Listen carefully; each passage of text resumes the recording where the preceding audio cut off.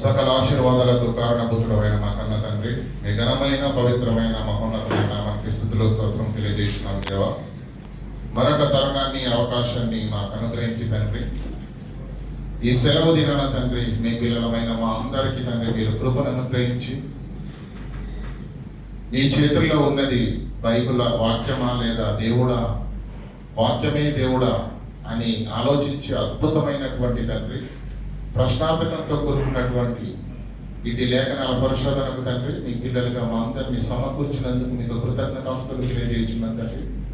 ఎన్నో ఆటంకాలు ప్రయాణ సౌకర్యాల్లో జరిగినప్పటికీ తండ్రి మెట్టుకు తండ్రి మీ యొక్క మహాకృప చేత తండ్రి మీ పిల్లలమైన మేమందరము సకాలంలో సమకూర్చబడి తండ్రి సిద్ధపడిన మనసులతో తండ్రి మీ వాక్కుల ముందు కూర్చుని ఉంటుండగా తండ్రి మీరు సిద్ధపరిచినటువంటి మాటలను తండ్రి ఏ మాటల చేతనైతే మమ్మల్ని సరిచేయనన్నారు అట్టి మాటలను సూటిగా స్పష్టంగా తండ్రి మీ పిల్లలు వినుటకు వారి అందరి హృదయాలను సిద్ధపరచవలసిందిగా ప్రాధాన్యపడుతూ దీనుడును అల్పునుడు తండ్రి ఎన్నికలేని వాడనైనా నేను తండ్రి నీ పక్షాన్ని నిలబడి మాట్లాడబోతుండగా పరిశుద్ధాత్మ దేవుని సహాయం చేత సత్యవాక్యాన్ని సమపాల్లో విభజించి వివేకంతో బోధించి మీ పిల్లల హృదయాలను వాక్యంతో సంతృప్తి పరచగలిగే వాక్యాన్ని నాకు మనం గ్రహించవలసిందిగా వేడుకుంటూ ఘనత మహిమ ప్రభావాలు మీ నామానికి ఆరోపిస్తూ క్రీస్తు నామానికి ప్రార్థన అడిగి వేడుకుంటాం మా పరమ తండ్రి ఆమేన్. ప్రియులారా, మరి ఈరోజు మనము ధ్యానించబోయే అద్భుతమైనటువంటి లేఖనాల పరిశోధన, అద్భుతమైనటువంటి అంశం ఒకసారి దయచేసి అందరూ చెప్పండి. నీ చేతుల్లో ఉన్నది వాక్యమా దేవుడా, లేదంటే వాక్యమే దేవుడా?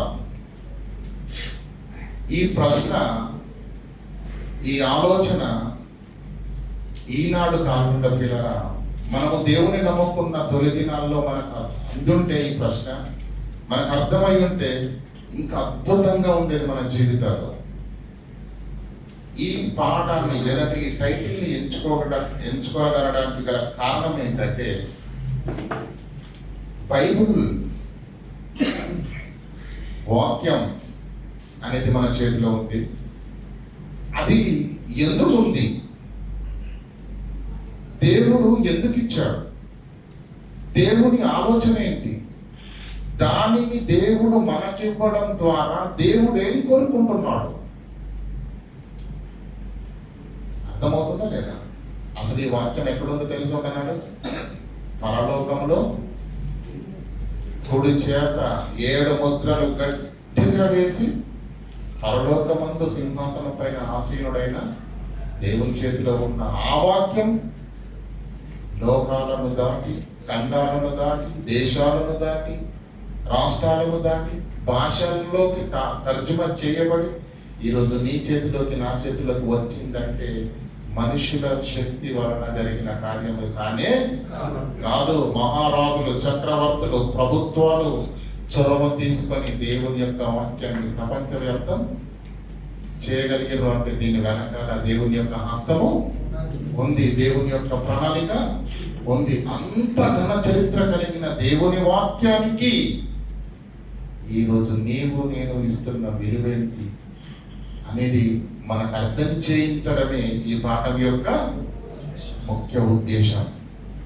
ప్రియులారా, యేసుక్రీస్తు ఈ భూమి మీదకి 2000 సంవత్సరాల క్రితం వచ్చి తిరిగి వెళ్ళిపోయినా, ఆయన వెళ్ళిపోయి ఇప్పటికి 2000 సంవత్సరాలకు పైబడిన ఆయన మాట్లాడిన మాటలను మనము పరిశీలించకపోతే, పరిశోధించకపోతే, గ్రహించకపోతే చాలా ప్రమాదం. ఒకసారి బైబిల్ను తెరిచి మీ అందరి దగ్గర ఉన్నటువంటి పరిశుద్ధ గ్రంథంలో నుంచి ఒక మాటను చదువుకుందాము. ఆ మాట చదవడానికంటే ముందు మిమ్మల్ని ఒక ప్రశ్న వేస్తాను. ఈ ప్రపంచంలో 850 కోట్ల మంది ప్రపంచంలో జనాభా ఉన్నారు. ఎంత? 850 కోట్లు. అందులో క్రైస్తవుల జనాభా ఎంత తెలుసా? సుమారుగా 400 కోట్లు. అంటే సగానికి ఎక్కువే క్రైస్తవులు ఉన్నారా లేదా? ఇది లోకంలో మనకు కనిపిస్తున్న లెక్క. కానీ యేసుక్రీస్తు మాట్లాడిన మాటను ఒకసారి ఆలోచిద్దాం. లూకా సువార్త 18వ అధ్యాయము 9వ వచనం. ఎందుకంటే యేసుక్రీస్తు ప్రభుల వారు ఈ భూమి మీదకి 2000 సంవత్సరాల క్రితము వచ్చాడు. వచ్చిన ఆయన ఏం చెప్పాడు? నేను రెండవసారి కూడా మీ వద్దకు వస్తాను. మనం వచ్చిన దినాలలో ఉన్నామా, రాబోయే దినాలలో ఉన్నామా? క్రీస్తు రాకడకు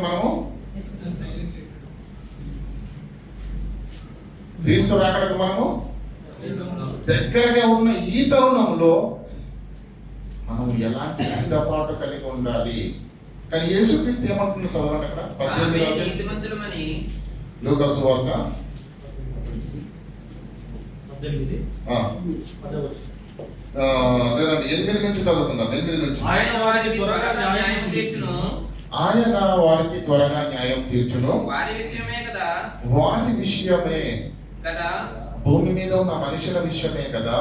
ఆయన దీర్ఘశాంతము చూపుచున్నాడు మీతో చెప్పుచున్నాడని చెప్పి కింద మాట అండర్లైన్ చేసుకుంటూ, అయినను మనుష్య కుమారుడు వచ్చినప్పుడు రెండవసారి ఈ భూమి మీదకి వచ్చినప్పుడు ఆయన భూమి మీద విశ్వాసము కనుగొనునా అని ప్రశ్నించాడంటే, భూమి మీద యేసుక్రీస్తు వచ్చే సమయానికి సంఘాలలో విశ్వాసులు ఉండరా? విశ్వాసం ఉండదా? ఆయన భూమి మీదకి వచ్చినప్పుడు విశ్వాసమును అంటే విశ్వాసం కంటికి కనిపించకుండా, అదేంటి ప్రభువా 400 కోట్ల మంది ప్రపంచంలో క్రైస్తవులు ఉన్నారు, విశ్వాసాన్ని కనుగొనడం అంటూ వాపోతారేంటి? ఏమంటున్నాడు? అయినను మనుష్య కుమారుడు భూమి మీదకి వచ్చినప్పుడు భూమి మీద ఆయనకు విశ్వాసమే కంటికి కనబడదట. మరి ఎవరి 400 కోట్ల మంది జనాభా? క్రైస్తవులే కాదా? క్రీస్తును ఆరాధిస్తున్నారా లేదా? వాక్యాన్ని చదువుకున్నారా లేదా? బాప్తిసం తీసుకున్నారా లేదా? బైబిల్లో నుంచి లోకాన్ని చూడాలి. బైబిల్లో ఒక మాటను చదివిన తర్వాత అప్పుడు లోకాన్ని పరిశీలించాలి, లోకాన్ని ఆలోచించాలి. కానీ మన వాళ్ళందరూ ఏం చేస్తున్నారు తెలుసా? ముందు లోకాన్ని చూస్తారు, తర్వాత వాక్యాన్ని చూస్తారు. బైబిల్లో నుంచి, యేసు పలికిన మాటలో నుంచి నువ్వు ఒక్కసారి లోకాన్ని ఆలోచించగలిగితే కళ్ళకు కట్టినట్టుగా నీకు లోకం కనిపిస్తుంది. కళ్ళకు కట్టినట్టుగా. మరొక మాటను చూసుకుందాం పిల్లల. 1 తిమోతికి రాసిన పత్రిక 3వ అధ్యాయము 1 నుంచి చదువుకుందాం. యేసుక్రీస్తు రెండవ రాకడకు ముందు ఈ ప్రకృతిలో కొన్ని మార్పులు కనిపిస్తాయని మనకు తెలుసు. చాలా సందర్భాల్లో జరుగుతున్నాం. భూకంపాలు వస్తాయి, యుద్ధాలు వస్తాయి, జనాలు లేస్తారు, ఇళ్ళను కొనుచు, అమ్ముచు, తినుచు, త్రాగుతూ ఉంటారని చదువుకున్నాం కదా. ఇవన్నీ ప్రకృతిలో సంభవించే మార్పులు. కానీ ప్రజలలో సంభవించే మార్పులు కూడా ఉంటాయని చెప్పాడు దేవుడు. క్రీస్తు రాకడకు ముందు ఏంటి? ప్రజలలో, ప్రకృతిలో కాదు, ప్రజలలో ఎలాంటి మార్పులు వస్తాయని చెప్పాడు. చూడండి ఒకసారి 3వ తిమోతికి వచ్చినాం. 1 తిమోతి అర్థందా?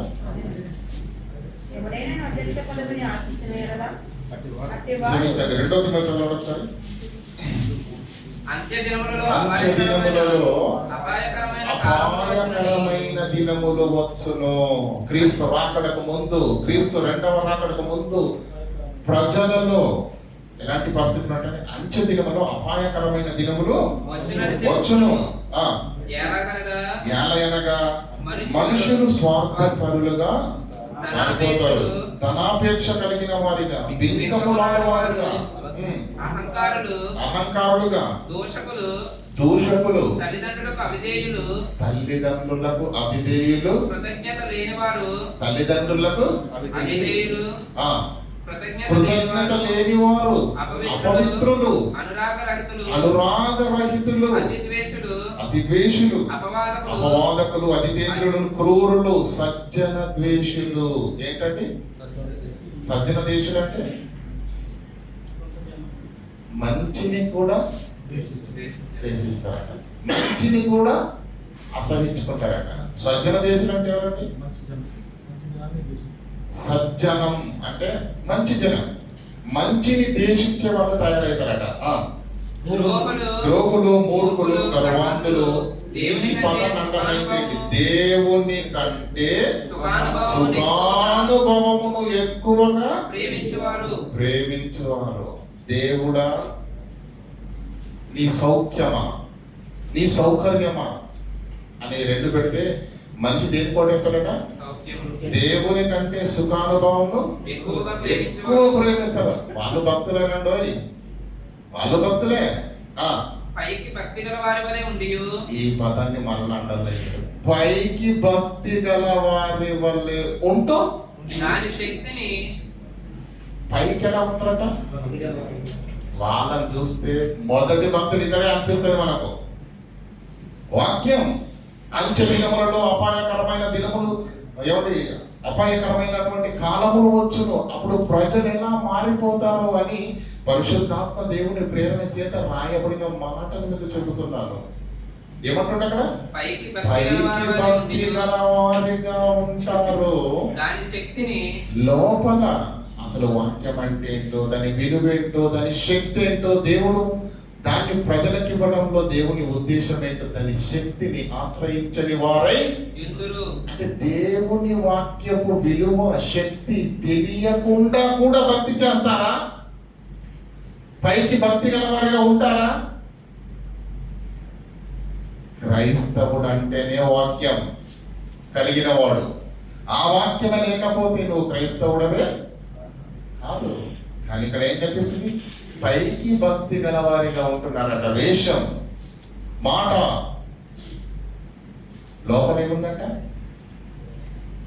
దేవుని యొక్క శక్తిని, లేఖనాల శక్తిని ఆశ్రయించని వారుగా ఉంటారు. కింద ఇంకో మాట ఉంటుంది. వారికి విముఖుడవైనము పాపభరితులై, ఈ మాట చదవండి. పాపభరితులై నానా విధములైన దురాశల వలన నడిపింపబడుతూ ఎల్లప్పుడూ నేర్చుకొనుచున్నను, వాక్యాన్ని, జ్ఞానాన్ని ఎల్లప్పుడూ నేర్చుకొనుచున్నను, సత్య విషయమైన వింటున్నను, సత్య విషయమైన అనుభవ జ్ఞానము లేక. విన్నవాడికి రావాలి కదండి, నేర్చుకున్నవాడు నిలబడాలి కదండి, అవునా కదా? ఇక్కడ ఏమంటున్నాడు? ఎల్లప్పుడూ నేర్చుకొనొచ్చు. సత్య విషయమైన అనుభవం. నేర్చుకున్న వాడికి అనుభవం రావాలా వద్దా? కాపురానికి వెళ్ళినటువంటి ఆడబిడ్డ మొదట్లో వంట వస్తుందండి, వంట బాగాలంటే బాధపడతారని చెప్పేసి అలా ఏం చేస్తారు. కానీ నేను సంవత్సరం తర్వాత చూడండి ఎలా ఉంటుంది. ముందేమో చీటీల మీద రాసుకొని కారం చెంచా, ఉప్పు అర చెంచా ఇలా రాసుకొని మరి వంట చేస్తారు. అస్సలు బాగోదు. సంవత్సరం తర్వాత తిరిగి చూడండి, చేతులతో వేసి పడేస్తారు అంతే. కొలతలు అవసరంగా. ఉప్పు ఎక్కువ కాదు, కారం ఎక్కువ కాదు, బ్రహ్మాండమైన రుచి. అవును కదా? కారణం అనుభవం వచ్చేసింది. దేవుడు క్రైస్తవులను, దేవుని పిల్లలందరినీ ఏం కోరుకుంటున్నాడో తెలుసా? ప్రతి ఒక్కరికి వాక్యంలో మనకు చదవడమే ఇంట్రెస్ట్ ఉండదు, వినడం అంతకన్నా కదా. చదవడానికి ఇష్టపడరండి, వాక్యాన్ని వినడానికి ఇష్టపడరు. కానీ దేవుడు ఏం కోరుకున్నాడు తెలుసా? సత్య విషయమైన అనుభవ జ్ఞానం కలిగిన వారిగా ఉండాలన్నది దేవుని ఆశ. కానీ వీళ్ళు ఎలా ఉన్నారు? ఎల్లప్పుడూ నేర్చుకొనుచున్నను, సత్య విషయమైన అనుభవ జ్ఞానము లేని వారిగా వీరు ఉంటున్నారంటే వీరు వెళుతున్నారా లేదా? వింటున్నారా లేదా? వాక్యాన్ని నేర్చుకుంటున్నారా లేదా? నేర్చుకుంటున్నారా లేదా? కానీ అనుభవ జ్ఞానం మాత్రం లేదు. అంటే ఏం చేస్తున్నారు వీళ్ళు? ఎలాంటి స్థితిలో ఉన్నారు క్రైస్తవులు? ఒకసారి ఆలోచించండి. నంబర్ 1, సజ్జన దేశులుగా ఉంటారన్నారు. నంబర్ 1. నంబర్ 2, దేవుని కంటే సుఖానుభవాన్ని ఎక్కువగా ప్రేమిస్తారన్నాడు. అవునా? నంబర్ 3 ఏంటి? పైకి భక్తి గలవారిగా ఉంటూ దేవుని యొక్క వాక్యాన్ని, శక్తిని తెలుసుకోలేని వారిగా ఉంటారు. ఆశ్రయించలేరు, వాళ్ళకి అర్థం కాలేదు దేవుని వాక్యం అంటే, దాని శక్తి అంటే. ఇంకేమన్నాడు? పాప భరితులై నానా విధములైన దురాశలు లోపల ఉన్నవి కనుక అవి ఎదగనివ్వడం లేదు. ఎందుకంటే సత్య విషయమైన అనుభవ జ్ఞానము కలిగి లేరు. ఎల్లప్పుడూ నేర్చుకుంటున్నా. ఎందుకు ఎదగలేకపోతున్నావు? ఎందుకు అనుభవ జ్ఞానం రావట్లేదు? ఎందుకు బలపడలేకపోతున్నావు అంటే కారణం నానా విధములైన దురాశల వలన నడిపింపబడుతూ క్రీస్తు రెండవ రాకడకు ముందు సమాజంలో ప్రజల్లో ఈ లక్షణాలు ఉంటాయని చెప్పాడు. యేసు భూమి మీదకి వచ్చే సమయానికి నేను భూమి మీద విశ్వాసమును కనుగొందునా అని ప్రశ్నించాడు. అంటే ఉన్న ఈ 450 కోట్ల మంది క్రైస్తవులలో ఎవరు నిలబడతారు తీర్పులో? ఎవరు క్రీస్తు యొద్దకు చేరుకుంటారు? ఎవరు ఎత్తబడతారో ఎవ్వరము చెప్పలేము. కనుక క్రీస్తు రాకడ దగ్గర పడుతున్న ఈ తరుణంలో ప్రియులారా, మన భక్తి జీవితాలలో నాణ్యత పెరగాలి, పరిశుద్ధత పెరగాలి, విలువ పెరగాలి. ఇది నంతటిని మనకు నేర్పించేది ఏంటి? వాక్యం. చాలా మీరు మీటింగ్స్ గమనించండి. ఉజ్జీవ సభలను మీటింగ్స్ పెడతారా? బాగా ఆలోచించండి. ఏంటంట ఉజ్జీవ సభలు ఎందుకు? జీవం కొరకు, అంతేనా? ఉజ్జీవం ఎప్పుడు కావాలి? నిర్జీవమైనప్పుడు, అంతేనా కదా? ఎండాకాలంలో వడదెబ్బ తగిలింది అనుకోండి, ఎలా ఉంటావు? సంతోషంగా టీవీలో నడుస్తావా? వాలిపోయిన ముఖంతో, శక్తిలో ముఖంలో శక్తి లేకుండా అలిసిపోతూ తూలుతో నడుస్తూ ఉంటాం. కారణం జీవము లేదు. మరలా మనకు జీవాన్ని రీస్టోర్ చేసేది ఏంటి? డ్రింక్స్ ఉన్నాయి కదా, వేసవికాలంలో తాగుతూ ఉంటాం. ఈరోజు క్రైస్తవులు ఉజ్జీవ సభలు పెట్టవలసిన అవసరం ఎందుకు వస్తున్నది అంటే, దేవుని సేవకుల యొక్క బాధ్యత ఏంటంటే సంఘాన్ని బలపరచాలి, సంఘ విశ్వాసుల్లో ఉజ్జీవం రావాలి. నేను ఎంత ఊగినా ఉపయోగం లేదు కదా. నా బాధ ఏంటి? ఒక కాపరి యొక్క ఆవేదన ఏంటి? మీలో వాక్యం నిండాలి, మీలో చైతన్యం రావాలి, మీలో ఉద్యోగం రావాలి, మీలో దేవుని లేఖనాల యొక్క శక్తి నిండాలి. అది కదా ప్రతి సేవకుని యొక్క ఆలోచన. అందుకొరకే కదా మిమ్మల్ని జీవింప చేయాలని, ఉద్యమంలో నడపాలని, మిమ్మల్ని బలపరచాలని, బలవంతులుగా చేయాలని ప్రతి సేవకుడు ఆయా సంఘాలలో పెడుతున్న మీటింగ్స్ ఉజ్జీవ సభలు. ఆ ఉజ్జీవము ఎందుకు సంఘాలలో లేకుండా పోతుందో తెలుసా? జీవం ఇచ్చేదాన్ని మనిషి దూరంగా చేసుకున్నాడు. ఉజ్జీవం ఇవ్వాలంటే నీకు నాకు ఏది ఇస్తారో ఈరోజు మీరు తెలుసుకుంటారు. ఏది ఇస్తారో మీరు తెలుసుకుంటారు. ప్రియులారా, ఇంకా క్రీస్తు రెండవ రాకడకు ముందు ఈరోజు మీ కళ్ళ ముందు తెలిసినటువంటి, మీరు చూస్తున్నటువంటి క్రైస్తవ సమాజంలో పరిస్థితులు ఎలా ఉన్నాయి ఒక్కసారి అంచనా వేయండి. వార్షికోత్సవాలకు చాలా మంది వెళ్తూ ఉంటారు. ఏ సంఘం వారైనా సరే, నేను ఎవరిని తృణీకరించట్లేదు, కానీ బాధ ఇండియా ప్రాంతం నుంచి వేల రూపాయలు, లక్షల రూపాయలు పెట్టి సేవకులను తీసుకొని వస్తున్నారు. చాలా సంతోషం, అభినందనీయం. వేల మందిని, వందల మందిని ఆయా ప్రాంతాల నుంచి ట్రాన్స్పోర్ట్ అరేంజ్ చేసి వీధి వీధి తిరిగి తీసుకొని వస్తున్నారు. మంచిది. ఇండియా నుంచి గొప్ప సేవకుని తీసుకొచ్చారు. గొప్ప హాలు, బయట కూర్చోబెడతారు, గొప్ప హాలు, మంచి వేదిక, మంచి సౌండ్ సిస్టమ్, అన్ని గొప్పగా ఉంటాయి. వెళ్ళేటప్పుడు కూడా మనకు కడుపార గొప్ప భోజనం పెట్టి పంపిస్తారండి, అవునా కదా?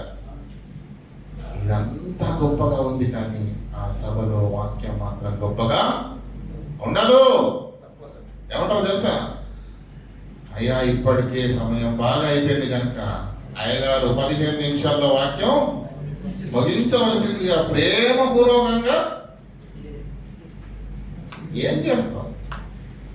ఈ 15 నిమిషాల వాక్యం కొరకు ఆయన ఇండియా నుంచి వచ్చింది.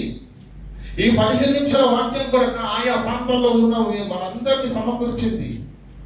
ప్రియులారా, సంఘాలలో, ఆరాధనలో, సభల్లో జరుగుతున్నది ఏంటో తెలుసా? వాక్యానికి ఘనత లేదు, వాక్యానికి విలువ ఇవ్వని వారిగా మారిపోయారు క్రైస్తవులు. వాక్యమే వద్దనుకుంటే నీకు ఇంకేం కావాలి? వాక్యం వద్దా? 15 నిమిషాల వాక్యం. ఈ సభ ఎందుకు? ఎవరి ఈ లైటింగ్ ఎందుకు? ఈ వేదిక ఎందుకు?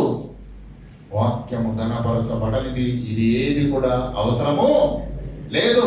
అవసరము కాని వాటన్నింటికీ పెద్ద పీట వేసి ఘనతనిస్తున్న ఈ క్రైస్తవ సమాజము తెలియకనే తృణీకరిస్తున్నది దేన్నో తెలుసా? దేన్ని? వాక్యం అంటే మీరేమనుకుంటున్నారు? ఆది అందు వాక్యముండెను, ఆ వాక్యము దేవుని యొద్ద ఉండెను, ఆ వాక్యమే దేవుడై ఉండెను. 2000 సంవత్సరాల క్రితము దేవుని యొద్ద దేవుడై ఉన్న వాక్యము ఆకారాన్ని ధరించుకుని కన్య మరియ గర్భమందు పుట్టిన ఆకారం పేరు యేసు అని మీరు పేరు పెట్టుకున్నారు. అవునా? ఆది యందు ఉన్న వాక్యము, దేవుని యొద్ద ఉన్న వాక్యము, దేవుడై ఉన్న వాక్యము, ఆకారాన్ని ధరించుకున్న వాక్యము, శరీరధారి అయి కృపా సత్య సంపూర్ణుడిగా మన మధ్య నివసించడు. అది 2000 సంవత్సరాల క్రితం. ఈ రోజు ఆ వాక్యం లేదా? ఏసి వెళ్ళిపోయాడు అనుకుంటున్నారా? వెళ్ళిపోయారు అనుకుంటున్నారా? ఆలోచన చేద్దాం పిల్లరా. కనుక క్రైస్తవ సంఘాలలో వాక్యము లేదు. లేనిది లేదు అని చెప్తున్నాను. ఒకవేళ ఉంటే సంతోషం, దేవుడు అట్టి వారిని కోరుకుంటున్నాడు. నెంబర్ 2, విశ్వాసులలో జీవితంలో ఏమైనా ఉందంటే వారములో ఆరాధనకు క్రమం తప్పకుండా వచ్చే దేవుని పైన భయభక్తులు కలిగిన బిడ్డలు ఉన్నారు. టైం ఉంటే చూద్దాంలే అనుకునే బిడ్డలు కూడా ఉన్నారు. వారం రోజుల్లో దేవుళ్ళు మనం గడిపేది అంటే దేవుని సన్నిధిలో మహా అయితే రోజా ఎవరు అన్నది ఎవరు? రోజంతా ఎక్కడ ఉంటాం బ్రదరు? 2 గంటలు అంతేనా? దేవునిలో వారంలో 2 గంటలు దేవుని సన్నిధిలో. మిగతా సమయం అంతా నువ్వు ఎక్కడ ఉంటున్నావు? లోకంలో. రంగులు కనిపిస్తున్నాయి, ఆశలు కనిపిస్తున్నాయి, ప్రేరేపణలు కనిపిస్తున్నాయి. వాటన్నిటి చేత నువ్వు ప్రభావితుడవై దేవుల్లో నువ్వు నిలదొక్కుకోగలవా? ఈ 2 గంటల సమయం నీకు సరిపోతుందా నీ ఆత్మీయ జీవితం పదిలంగా ఉండటానికి? ఆరాధనలో ఆమెనంటే బైబిల్ మూసేసి ఇంటికి తీసుకెళ్లి మూలకు పెట్టేస్తే మళ్ళీ ఆదివారపు ఆరాధన సమయానికి నీట్గా తయారైన తర్వాత అప్పుడు లెక్కుతా. బైబిల్ ఎక్కడ ఉంది? అప్పటి వరకు దేవుని వాక్యాన్ని తెరిచి చదివే ధ్యానించే స్థితిలో మనుషులు. కానీ దేవుడు ఏం కోరుకుంటున్నాడు తెలుసా? దుష్టుల ఆలోచన చొప్పున నడవక, పాపుల మార్గమున నిలువక, అపహాస్యులు కూర్చుంటే చోట కూర్చుంటక, యెహోవా ధర్మశాస్త్రము నందు ఆనందించుతూ మూలుగుతూ కాదు. ఏంట్రా నాయన ప్రతిసారి వాక్యం అంటాడు. మా డాడీ తోటి పెద్ద తలపోటు మాట్లాడితే వాక్యం అంటాడు. తలపోటురా నాయన. అలా కాదు. యెహోవా ధర్మశాస్త్రము నందు ఆనందించుచు దీవారాత్రంలో దాన్ని ధ్యానించువాడు. ధ్యానిస్తున్నామా? ధ్యానించడం అనేది చాలా పెద్ద మాట. చదువుతున్నారా? ఆరాధన అయిపోయిన తర్వాత తీసుకొని పక్కన పెట్టిన లేఖనాలను ఎప్పుడైనా ఒక్కసారిగా చదువుతున్నారా? అంటే విశ్వాసులకు కూడా దేవుని వాక్యానికి విలువ ఇస్తున్నారా? చెప్పండి. ఈరోజు చాలా మంది క్యాలెండర్ వాక్యాలకు అలవాటు పడిపోయారు. క్రైస్తవ సంఘంలో క్యాలెండర్లు పంపుతారండి. అంటే క్యాలెండర్ పంచుతారు. ఆ క్యాలెండర్ కింద చిన్న వాక్యం ఉంటుంది, చిన్నది. ఈ రోజు లేఖన భాగం కాబట్టి ఈ రోజు తేదీ, ఈ రోజు లేఖన భాగం అని చూసి సంబరపడిపోతారండి. ఇంకా కొంతమంది ఏం చేస్తారంటే ఉదయాన్ని తెరవగానే బైబుల్ను, కళ్ళు తెరవగానే బైబుల్ తీస్తారు. నువ్వు ఇలా పెట్టి మధ్యలోకి తీస్తావంటే అయితే కీర్తనలు వస్తాయి, లేదంటే ఈ 2 తప్ప గ్రంథం రాదు. అవంటే మనకు ఎప్పుడు చదివిన ఆ మాటనే ఒకటే మాట. అది కూడా ఒకటే వచనం చదువుతాడు. బయటికి వెళ్ళే ముందు దేవుని వాక్యం చదువుకొని వెళ్తే నాకు మంచి జరుగుతుందని వెళ్తాడు. ఏమర్థమైంది వాక్యం అంటే? ఎలా గౌరవిస్తున్నారు వాక్యాన్ని? దేవుడు ఎందుకు ఇచ్చాడు దీన్ని మీకు? క్యాలెండర్లో చదివే వాక్యాన్ని ఇష్టపడుతున్నారు.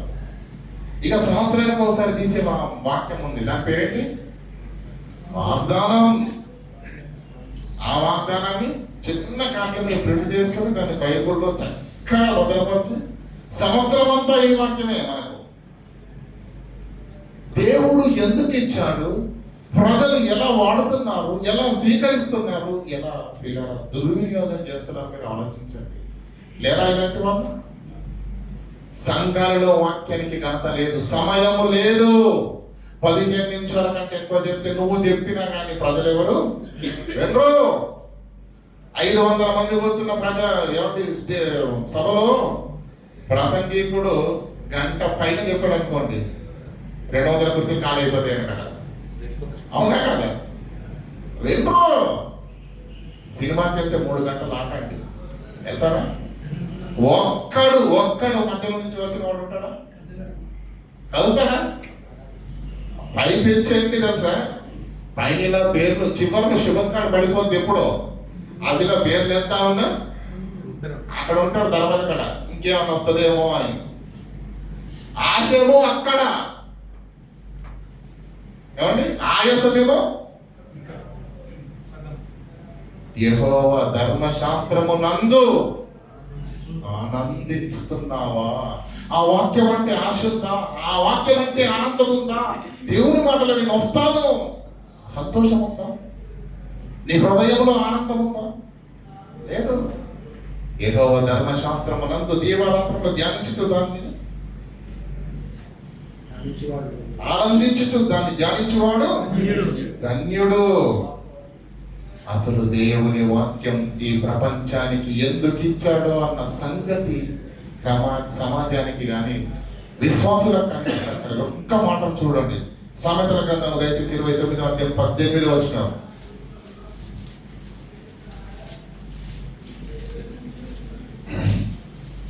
దేవోక్తి లేని ఎడల జనులు కట్టులేక తిరుగుదురు, ధర్మశాస్త్రం అనుసరించువాడు ధన్యుడు. దేవోక్తి లేని ఎడల జనులు కట్టులేక తిరుగుదురు, జనులు కట్టులేక తిరుగుదురు. దేవుడు తన వాక్కును ఎందుకు ఇచ్చాడు? జనులు దేవోక్తి లేకపోతే ఈ ప్రపంచం, ఈ సమాజం ఏమైపోతుంది? కట్టులేక తిరుగుతారు. కనుక దేవుడు ఏం చేశాడు? ధర్మశాస్త్రమును, దేవోక్తిని, దేవుడు ధర్మశాస్త్రాన్ని, వాక్యాన్ని ప్రజలకు ఎందుకు ఇచ్చాడు అంటే, ఈ దేవోక్తి లేకుంటే జనుల జీవితాలు కట్టుబాట్లు లేకుండా తిరుగుతారు. కనుక ఈ జీవితాలను కట్టేది, జీవితాలను నిలబెట్టేది ఈ ధర్మశాస్త్రము, ఈ వాక్యాన్ని దేవుడు ప్రజలకు ఎందుకు ఇచ్చాడో తెలుసా? జీవితాలను కట్టుకొనడానికి, కట్టు లేకుండా తిరగడానికి కాదు. అది కట్టేది, అది నిలబెట్టేది, నిన్ను సరిచేసేది ఆ ధర్మశాస్త్రం, ఆ వాక్యం. సంవత్సరానికి ముక్క వాగ్దానం పేరిట ఉదయాన్నే ఒక చిన్న లైన్ చదువుతావా? క్యాలెండర్లో ఒక చిన్న వాక్యం చూసుకొని సంబరపడిపోతావా? దీవారాత్రంలో ధ్యానించమని దేవుడు అన్నాడే. మనుషులందరూ సత్యముల గురించిన అనుభవ జ్ఞానాన్ని నీకు రావాలంటే ఎంత చదవాలి నువ్వు? ఉప్పు కప్పు రంపు చెప్పండి. అందరికి నోటాడే రెఫరెన్స్ చెప్తా, వాక్యం చెప్పండి. చెప్తారా? అది చాలా చిన్నప్పటి నుంచి చదువుకున్నాం కదా. ఉప్పు కప్పు రంపు నొక్క పోలిక రెండు దంచేస్తాం. ఎందుకు? అది చాలా నేర్చేసుకున్నాం మనం. ఇప్పుడు కాదు, నిద్రలో అడిగినా మనం పెద్దోళ్ళమై ముసలిలో పోయి మన వాళ్ళు మనవరాళ్ళు వచ్చిన వాళ్ళకి చెప్పమన్నా దాన్ని అంతగా చదివావు, అంతగా పఠించావు, మర్చిపోం. ఏమంటే లోకంలో సాగుతుంది, మనిషికి నేర్చుకున్న విద్య ఏదైతుంది చస్తేనే పోతాడా తెలుసా? డ్రైవింగ్ వచ్చు అనుకోండి, ఆడు పిచ్చోడైనా చేతిలో స్టీరింగ్ పెట్టండి ఖచ్చితంగా నడుపుతాడు. అది నేర్చుకున్నది నరంలో ఉంటుంది. దేవుడు కూడా వాక్యాన్ని ఏమంటున్నాడు తెలుసా? ఏమంటున్నాడు? అనుభవ జ్ఞానము మీరు కలిగి ఉండాలి అంట. అనుభవ జ్ఞానము మీకు రావాలి. 15 ఏళ్ళైంది దేవుడిని నమ్ముకోరంటే నీకు వాక్యంలో తెలియని సందర్భం ఉండడానికి వీలు. ఎన్నిసార్లు బైబిల్ చదవాలి, ఎంత జ్ఞానించాలి, ఎంత ఆలోచించాలి. మనకు బైబిల్లో కొంతమంది పేర్లు చెప్తే బైబిల్లో వ్యక్తుల పేరు కాదు, పుస్తకాల పేర్లు కూడా తెలియని భక్త గ్రేసరులు ఉన్నారు. బైబిల్లో సందర్భాలు తెలియవు, వ్యక్తులు తెలియరు, పుస్తకాల పేర్లు తెలియవు. ఎలా చెప్పండి? యేసు అన్న మాట తప్పి పోదు. రెండోసారి భూమి మీదకి వచ్చేటప్పుడు విశ్వాసమును కనుగొనుడా అంటే పైకి భక్తి గల వారిగా ఉంటున్నారే తప్ప, బాగుంది, భయపడుతున్నారు, దేవుడు అంటే భయం ఉంది, భక్తి ఉంది, వెళుతున్నారు, వస్తున్నారు, కానీ ఉపయోగం ఏంది? నువ్వు ఎదగనప్పుడు, నువ్వు ఉపయోగం ఏంది? బలపడినప్పుడు, నువ్వు ఉపయోగం ఏంది? అనుభవం రానప్పుడు. సంవత్సరం పాటు మీరు నీళ్లు పోసిన మొక్కకు పువ్వు కాయలేదప్పుడు ఏం చేస్తారు? పళ్ళు రాలేదనుకో ఏం చేస్తారు? కోడి గుడ్డు పెట్టకపోతే ఏం చేస్తారు? సంటే కోసి పడేయట. అంతేనా? అది ఉన్నదంటే గుడ్డు పెట్టాలి, చెట్టు ఉందంటే పువ్వు రావాలి, అంతే. అది వస్తేనే ఉంటది, లేకపోతే ఉండనే ఉండదు. మనం ఏ రకంగా కూడా దేవుని సంతోషపెట్టే భక్తి జీవితం మనకొద్దు. కానీ దేవా, అడుగుడి నీకు ఇయ్యబడడం నువ్వు రాసిచ్చావు కాబట్టి నేను ఇయ్యాల్సిందే, ఇవ్వకపోతే ఇదే అర్థమైంది ప్రపంచానికి. దేవుడు అంటే అవసరాలు తీర్చేవాడు, దేవుడు అంటే ఆపదలను తీర్చేవాడు, దేవుడు ఇచ్చేవాడు, మేము సప్లై అండ్ డిమాండ్. నువ్వు ఇయ్యాల్సిందే, మేము పుచ్చుకోవాల్సిందే. ఇదే మనిషికి దేవునికి ఉన్న బంధం. ఇంతే అన్న సంగతి అర్థం చేసుకున్న ప్రపంచంలో ఏ మతాన్ని నమ్మిన వారైనా ఈ మొక్కుబళ్ళు, దానాలు, తరపలు ఇవన్నీ వీటిని బట్టి ఎదిగారు. కానీ నువ్వు ఏదైతే దేవుని పేరిట దేవునికి ఇస్తున్నావో కానుక ఏదైనా సరే, ఒక్క మాట అడుగుతాను, దేవుడుకు నచ్చింది నువ్వు ఇస్తున్నావా? నువ్వు ఇస్తున్నది దేవునికి నచ్చుతుందా? ఆయనకు కావాల్సింది ఇవ్వాలి కదా. ఏం కోరుకుంటున్నాడు? దేవోక్తి లేక జనులు కట్టు లేక తిరుగుతురు కనుక, కట్టు లేక తిరుగుతున్న ఆ జనుల జీవితాలు కట్టబడాలి, ఆత్మీయతలు కట్టబడాలి, కుటుంబాలు కట్టబడాలి. అనురాగ రహితులు ఎందుకు అవుతారు ప్రజలు? సజ్జన ద్వేషులు ఎందుకు అవుతారు? పింకము లాడుగా ఎందుకు మారిపోతారు? స్వార్థ ప్రియులుగా ఎందుకు మారిపోతారు? ఏమండి, మేము బ్రతకాలి అని అనుకున్నాం అనుకోండి, సమస్య ఉండదు. నేనే బ్రతకాలి అనుకుంటే ఆ ముగ్గురిని దొక్కుతాడు. తప్పకుండా స్వార్థం మొదలవుతున్నది అక్కడ, యుద్ధం మొదలవుతున్నది అక్కడ. మనుషుల్లో స్వార్థం ఎలా పెరిగిపోయింది, బింకములోడతనం ఎలా పెరిగిపోయింది, సజ్జన ద్వేషులు ఎలా పెరిగిపోయారు ఆలోచించండి. 400 కోట్ల మంది ప్రపంచంలో సగం కంటే ఎక్కువ దేవుని పిల్లలే ఉంటే దేవుని నమ్మని వారు సగమే ఉంటే అసలు ఈ ప్రపంచంలో ఇన్ని నేరాలు జరగడానికి వీలు, ఇన్ని ఘోరాలు జరగడానికి వీలు, ఇన్ని అన్యాయాలు, అక్రమాలు, దౌర్జన్యాలు జరగడానికి వీలే లేదు. సగం కంటే ఎక్కువ జనాభా ఉన్న దేవుని పిల్లలున్న భూలోకంలో నేరాలేంటి, ఘోరాలేంటి ఆలోచించండి పిల్ల. జనులు కట్టు లేక వాక్యము చేతిలో ఉండే తప్ప హృదయములో, ఏమన్నాడు? ఈ మాటలు నీ హృదయములో. కానీ మనం ఏం చేస్తున్నాం? చేతుల్లో పట్టుకున్నాం. రోమపత్రిక 2వ అధ్యాయం 13వ వచనం చదవండి. ధర్మశాస్త్రము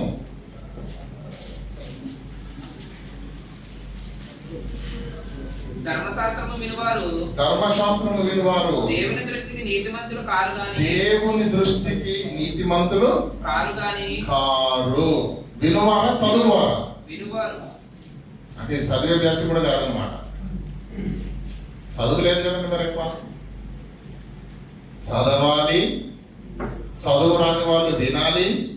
మొత్తానికి ఏమంటే విశ్వాసం ఎలా వస్తుందని రాయబడిందంటే, చదువుట వలన మా విశ్వాసము కలగని అన్నాడా?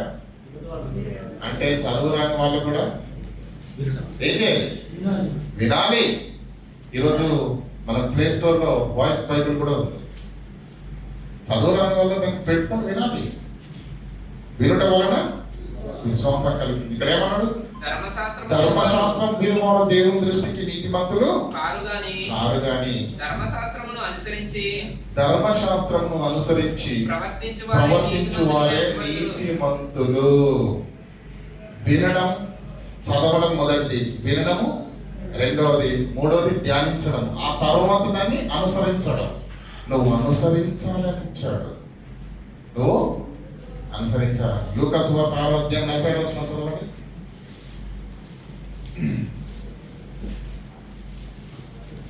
నేను చెప్పు మాటల ప్రకారము నేను అంటే క్రైస్తవ సమాజాన్ని అంతటిని దృష్టిలో పెట్టుకొని మాట్లాడుతున్న మాట యేసుక్రీస్తు ఏమంటాడు? నేను చెప్పు మాటల ప్రకారంగా మీరు చెయ్యడము లేదు. మరి మీరు ఎలా చేస్తున్నారు? వాళ్ళు ఎలా చేస్తున్నారట? ప్రభువా ప్రభు అని నన్ను పిలుచుట ఎందుకు? బాగా అర్థం చేసుకోండి. యేసుక్రీస్తు ఏమంటే నేను చెప్పే మాటల ప్రకారంగా మీరు చేయడం లేదు. కానీ ఏం చేస్తున్నారట? ప్రభువా ప్రభు అని పిలిచే వాళ్ళు అన్నిలా క్రైస్తవులా? చెప్పండి. యేసుక్రీస్తు అన్నాడు, నన్ను ప్రభువా ప్రభు అని పిలిచావు కనుక రా బిడ్డ అన్నాడా? నేను చెప్పు మాటల ప్రకారంగా చెయ్యని వాడు ప్రభువా అని పిలిచిన యేసుక్రీస్తు ఎందుకు పిలుస్తున్నావు నన్ను? నీకు నాకు సంబంధమే లేదు. నీకు నాకు బంధం ఏంటో తెలుసా? నేను చెప్పిన మాటను విని దాన్ని అనుసరించి నడిచేవాడే నావాడవుతాడు. అంతేనండి. యేసు క్రీస్తు అంటే యేసును అనుసరించే అనుచరుడు. అర్థమవుతుందా లేదా? ఆ అనుచరుడు యేసు చెప్పిన మాటలు వినరట, ఆ మాటలు పట్టించుకోరట, ఆ మాటలను చదవరట. కానీ ప్రభువా ప్రభువా ప్రభువా అని మాత్రం పిలవడము ఆపరంట. అలాంటి వారితో యేసేమంటాడు? నేను నీతో చెప్పుచున్న మాటల ప్రకారంగా చేయక ప్రభువా ప్రభువా అని నన్ను పిలుచుట అంటే దేవుడు కోరుకుంటున్నది వేరు, క్రైస్తవులు చేస్తున్నది వేరు. సింక్ అవ్వట్లేదు. అర్థమవుతుందా? దేవుడు కోరుకుంటున్నది, దేవుడు చెబుతున్నది వేరు. దేవుడు చెప్పిన మాటను పట్టించుకోవట్లేదు, దేవుడు చెప్పిన మాటను వినట్లేదు, దేవుడు చెప్పిన మాట ప్రకారంగా బ్రతకడం లేదు. కానీ ప్రభువా ప్రభు అని పిలుచుట మానలేదు. మీరు ఆలోచించండి. యేసును అర్థం చేసుకున్నారా? దేవుని మనసును అర్థం చేసుకున్నారా? దేవుడికి ఏం కావాలో ఆలోచించారా? ఎవరికి వచ్చింది వాళ్ళు చేసుకుని వెళ్ళిపోతా ఉన్నారు అంతే. ఎవరికి నచ్చింది వాళ్ళు. దేవుని ఆవేదన, దేవుడికి ఏం కావాలో ఒక్కసారి మనసు పెట్టి ప్రశాంతంగా మీరు ఆలోచించినటువంటి భక్తి వైనం మీలో నాలో ఉంటే ఇప్పటికి మన జీవితం ఇంకా ధన్యకరంగా ఉండే పిల్లలు. ఎవరికి నచ్చింది వాళ్ళు అలా చేసుకుంటూ వెళ్తున్నారు. ఏది ఎందుకు చేస్తున్నారో ఏ క్లారిటీ లేదు, అంతే వెళ్ళిపోతా ఉన్నారు. యేసు అంటున్నాడు, భూమి మీదకి నేను వచ్చే సమయానికి విశ్వాసమును కనుగొనునా అంటున్నాడంటే యేసు ప్రశ్నించాడు అంటే ఆ సమయానికి విశ్వాసము ఎలా ఉంటది? మరి ఉన్న వీళ్ళంతా ఎవరు? నా మాటలు కాదు, వాక్యపు వెలుగులో వీళ్ళందరూ భక్తులుగా తీర్చబడరు. ఎవ్వరు నొచ్చుకున్న దేవుడు పట్టించుకొని. అందుకే ఏమన్నాడు? ఇందాక పాట పాడారు కదా, ఎవరికి తెలిసింది దేవుని మనసు తల్లడిల్లిపోతుంది. తండ్రి మనసు. కుమారుణ్ణి పంపితే, ప్రవక్తలను పంపితే చంపేశారు, కుమారుని పంపినా ఎందుకు చంపారు? మాటలు చెప్పినందుకు. అవునా? సార్ చెప్పాను కదండి. ఏమండి? దేవుని యొక్క మనస్సును, ఆలోచనను ఎరిగితే ప్రియుల దేవునికి ఏం కావాలో నీకు అర్థమవుతుంది. విచిత్రం ఏంటంటే ప్రియులరా, భార్యాభర్తల మధ్య ఎలాంటి బంధం ఉంటుందో తెలుసా అండి? కొన్ని విషయాలు భర్త నోరు తెరిచి చెప్పవలసిన అవసరం లేదు. అర్థమైపోతుంది ఆవిడకి కంటి చూపుతో. అర్థమవుతుందా? నిజం చెప్పండి, మీకు తెలుసా లేదా? చెప్పకముందు ఎలా అర్థమైంది? మనస్సు. భార్య భర్తకు తెలుసు, భర్త మనసు భార్యకు తెలుసు, తల్లిదండ్రుల మనసు పిల్లలకు తెలుసు, పిల్లల మనసు తల్లిదండ్రులకు. చిన్న బిడ్డ ఉందనుకోండి, ఆడబిడ్డ అలిగిందంటే మనకు తెలిసిపోద్ది. బిడ్డ అలిగితే మన తండ్రికి చాలా బాధ. ఆ బిడ్డకి ఏదో దగ్గరికి వెళ్ళి మారం చేస్తూ అడుగుతాడు, చెప్పమ్మా నీకేం కావాలి. అమ్మేమో వంటగదిలో నుంచి ఏం చేస్తుంది, కారాలు బియ్యం నవ్వుతూ ఉంటుంది. తండ్రి ఏం చేస్తాడు, బయటికి తీసుకెళ్ళి బుజ్జగించి. చూడండి, తల్లిదండ్రుల మనసు పిల్లలకు తెలుసు, పిల్లల మనసు తల్లిదండ్రులకు తెలుసు, భార్య మనసు భర్తకు తెలుసు. ప్రపంచములో 450 కోట్ల మంది దేవుని పిల్లలుగా ఉన్న వారికి దేవుని మనసు తెలుసా? ఆయనకేం కావాలో తెలుసా? ఆయన వాక్యాన్ని ఎందుకు ఇచ్చాడో తెలుసా? ఈ వాక్యాన్ని ఇవ్వడంలో దేవుని సంకల్పం, ఉద్దేశం ఏంటో అర్థమైందా? మాకు అవసరం లేదండి అది. ఎవరికి తెలిసింది? దేవుని మనస్సు. మనం ఆలోచిద్దాం పిల్లలు. ఈరోజు చాలా జాగ్రత్తగా చెప్తున్నాను, ఇది చాలా ఇంపార్టెంట్ విషయం, జాగ్రత్తగా వినండి. బైబిలును దేవుడు రాయించడంలో దేవుని ఉద్దేశం ఏంటో మనకు అర్థం కావాలంటే, ఈరోజు చాలా మంది మేధావులు ఒక మాట మాట్లాడుతున్నారు. 4 సార్లు కలిసామనుకోండి, ఆ వ్యక్తిత్వం ఏంటో మనకు తెలుస్తుందో తెలియదా? తెలుస్తుందా? చెప్పండి. తెలిసిపోద్ది, అవునా కదా? మరి 66 పుస్తకాలను చిన్నప్పటి నుంచి వింటున్నాము, చదువుతున్నాము, పాడుతున్నాం కదా. 66 పుస్తకాల్లో ఉన్న దేవుని మనసు ఏమైనా నీకు అర్థమైందా? 4 రోజులు టీకి క్యాంటీన్ దగ్గర కలుసుకునేసరికి నా ప్రాణ స్నేహితుడు అంటాం, అంతేనా? మరి దేవునితో నీకున్న అనుబంధము 10, 20, 30, 40 ఏళ్ళ చరిత్ర ఉంది కదా. ఆ దేవుని మనసు నీకేమర్థమైంది? బైబిల్ చదివితే అర్థమవుతుంది. అర్థమవుతుందా? బైబిల్ చదివితే అర్థమవుతుంది. బాగా జాగ్రత్తగా వినండి. బైబిల్ను దేవుడు ఎందుకు ఇచ్చాడో మనకు అర్థం కావడానికి ఈ మాట చెప్తున్నాను. బైబిల్ మొత్తం ఆదికాండం నుంచి ప్రకటన గ్రంథం వరకు మాట్లాడుతున్న భాష్యం, ఘోషిస్తున్న విధానం ఒకటే. దేవుడు ఏదైతే చెయ్యాలనుకున్నాడో ముందు చెప్తాడు. దేవుని లక్షణం చెప్తున్నాను, చాలా జాగ్రత్తగా. దేవుడు ఏదైతే చెయ్యాలని అనుకుంటాడో ముందుగా భవిష్యత్తులో దాన్ని ముందుగానే చెప్తాడు ప్రవక్తల ద్వారా. చెప్పింది చెప్పినట్టు ఊచా తప్పకుండా ఖచ్చితంగా దాని కాలమందు అది నెరవేరుతుంది. దాని కాలమందు అది 66 పుస్తకాలలో ఆది కాండము నుంచి మీకు తారసిల్లేది ఇదే. దేవుడు ఒక్క మాట చెప్పాడు అంటే అది ఖచ్చితంగా నెరవేరుతుంది. కొన్ని లేఖనాలను చూద్దాం, మీకు అర్థం కావాలి కదా. కొరింథీయులకు రాసిన మొదటి పత్రిక 15వ అధ్యాయం 3వ వచనం.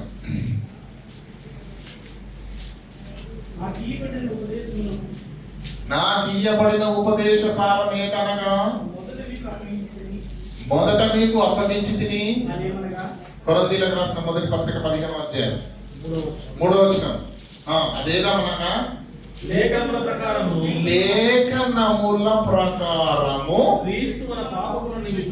క్రీస్తు మన పాపముల నిమిత్తము మృతి పొందెను. క్రీస్తు మన పాపముల నిమిత్తము మృతి పొందాడా? లేఖనముల ప్రకారంగా. యేసు పాపల కొరకు ఎందుకు మరణించాడు? పాపుల కొరకేను భూమి మీదకి వెళ్ళి మరణించాలి అని దేవుడు లేఖనాలలో రాశాడు కనుక వ్రాయబడిన మాటను నెరవేర్చడానికి యేసు భూమి మీదకి వచ్చాడు. లేఖనాల ప్రకారంగా, లేఖనాల్లో వ్రాయబడిన ప్రకారంగా వ్రాయబడింది కనుక దాన్ని నెరవేర్చడానికి యేసుక్రీస్తు భూమి మీదకి.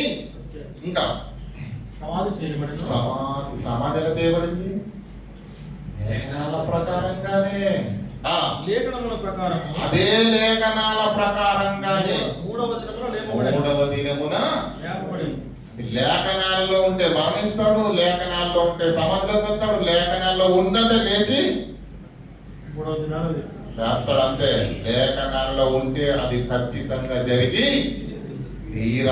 తీరుతుంది. ఆది కాండము నుంచి పిల్లరా మనకి ఎన్నో విషయాలు తెలుసు. దినమున నరుడు చస్తాడని చెప్పాడు. దేవుళ్ళుగా మరణించారు లేదా? ఆదాము అవ్వలు చేసిన పాపానికి ప్రకృతిని శపించాడమ్మా. భూమిని ఏం చేశాడు? శపించాడు. ముండ్ల పొదలను గచ్చ తుప్పలను మొలిపి అన్నాడు. వ్యవసాయం చేస్తున్న రైతులు ఎంతో కష్టపడి ఇక్కడ నుంచి అక్కడ పిచ్చి మొక్కలు పీకేస్తా ఉంటారు. ఈ చివరి నుంచి ఆ చివరికి వెళ్ళేసరికి మళ్ళీ ఇక్కడ కారణం ప్రకృతిని కనుకొని, అది దేవుడు ఆది కాండంలో ఇచ్చిన శాపము ఇప్పటికీ కూడా. అంటే దేవుడి నోటి నుంచి ఒక మాట వచ్చింది అంటే అది సర్వ సత్యము, దానికి తిరుగు ఉండదు. ఇంకొక మాట చదవండి, మత్తయి సువార్త 21వ వచనం చదవండి. ఆమె ఒక కుమారుని కనును ఆమె ఒక కుమారుని కనును తన ప్రజలను వారి పాపముల నుండి ఆయనే రక్షించును గనుక ఆయనకు యేసు అని పేరు అతనికి యేసు అని పేరు పెట్టుదుమనెను. ఇదిగో కన్యక గర్భవతి అయి కుమారుని కనును ఆయనకు అతనికి ఇమ్మానుయేలు పేరు పెట్టుదురు అని ప్రభువు తన ప్రవక్త ద్వారా పలికిన మాట నెరవేరినట్టు. దేవుడు ఏదైతే చెయ్యాలనుకున్న దాన్ని ముందుగా చెప్తాడు. చెప్పిన దాన్ని ఊచ తప్పకుండా ఏం చేస్తాడు? నెరవేరుస్తాడు ఆయా కాలంలో. అంటే దేవుడు ఒక్క మాట మాట్లాడాడు అంటే ఆకాశము భూమి గతించినా కానీ దేవుని మాట మాత్రం వెనక్కి తీసుకునే ప్రసక్తే ఉండదు. దేవుని నోట నుంచి మాట వచ్చింది అంటే అది ఖచ్చితంగా జరిగి తీరుతుంది. సర్వసత్యానికి ఉదాహరణ చెప్పండి ఎవరైనా. సర్వసత్యం అంటే అది ఎప్పటికీ ఎన్నటికీ మారని. సూర్యుడు తూర్పుని అమెరికాలో చెప్పండి, అమెరికాలో, ఇండియాలో, పాకిస్తాన్లో, బంగ్లాదేశ్లో, ప్రపంచంలో ఆడిన నేల మీద ఎక్కడికి వెళ్ళినా ఏమండి సూర్యుడు ఎక్కడ ఉదయిస్తాడు? అది సర్వసత్యం, అది మారనిది. ఏ దేవుని మాట కూడా అంత గొప్పది. కానీ ఆ విషయం క్రైస్తవులకు అర్థం కాలేదు. దేవుని నోట నుంచి ఒక మాట వచ్చింది, లేఖనాలలో ఒక మాట రాయబడింది అంటే అది తన కాలమందు ఖచ్చితంగా అది నెరవేరి తీరుతుంది. అందుకే కన్యక గర్భవతి కుమారుని కనును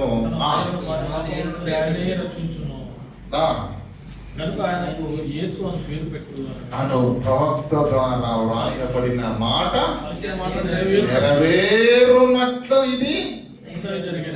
నెరవేరునట్లు ఇది యేసు ఎందుకు పుట్టాడు? లేఖనాల్లో వ్రాయబడింది కనుక. యేసు ఎందుకు మరణించాడు? లేఖనముల ప్రకారము పాపుల కొరకు ఆయన ప్రాణమును పెట్టాడు. అదే విధంగా 4:12 చదవండి. మత్తయి సువార్త 4:12 త్వరగా. యోహాను చెరపట్టబడనని యేసు విని గలిలయకు వెళ్ళి నజరేతు విడిచి. ఏమండి, యేసు ఎక్కడి నుంచి ఎక్కడికి వెళ్తున్నారట? గలిలయను విడిచి నజరేతుకు వెళుతున్నాడు. గలిలయను విడిచి నజరేతుకు వెళుతున్నాడు. నజరేతును విడిచి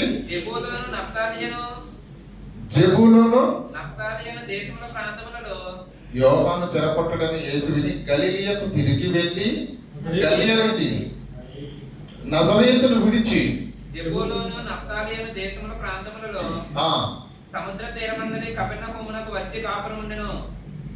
కపెర్నహూమునకు వచ్చి కాపురం ఉండెను. అంటే ఈయన నజరేతును విడిచిపెట్టి నఫ్తాలి దేశమునకు ఎందుకు వెళ్ళాడు?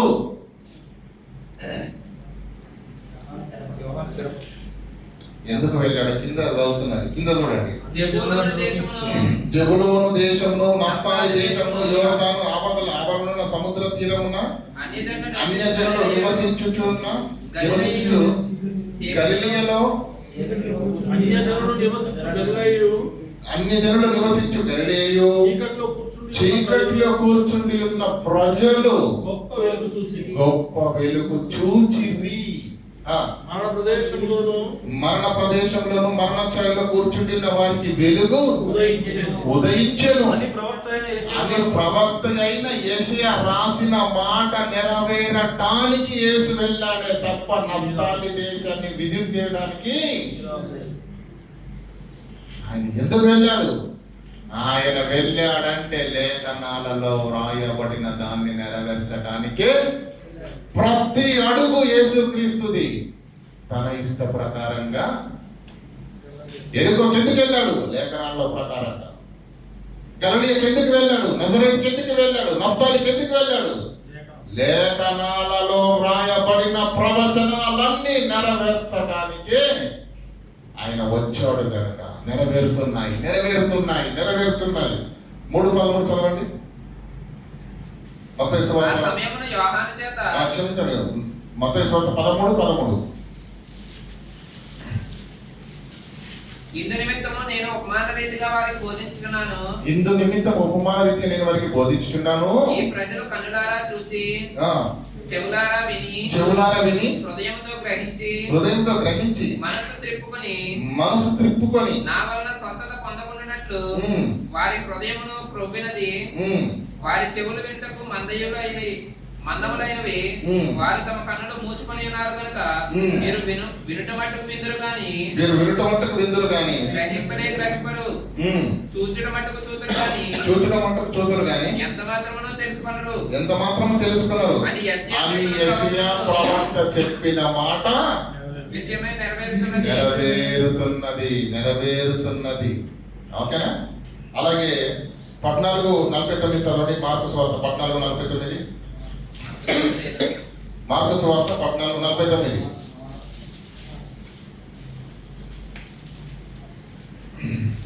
నేను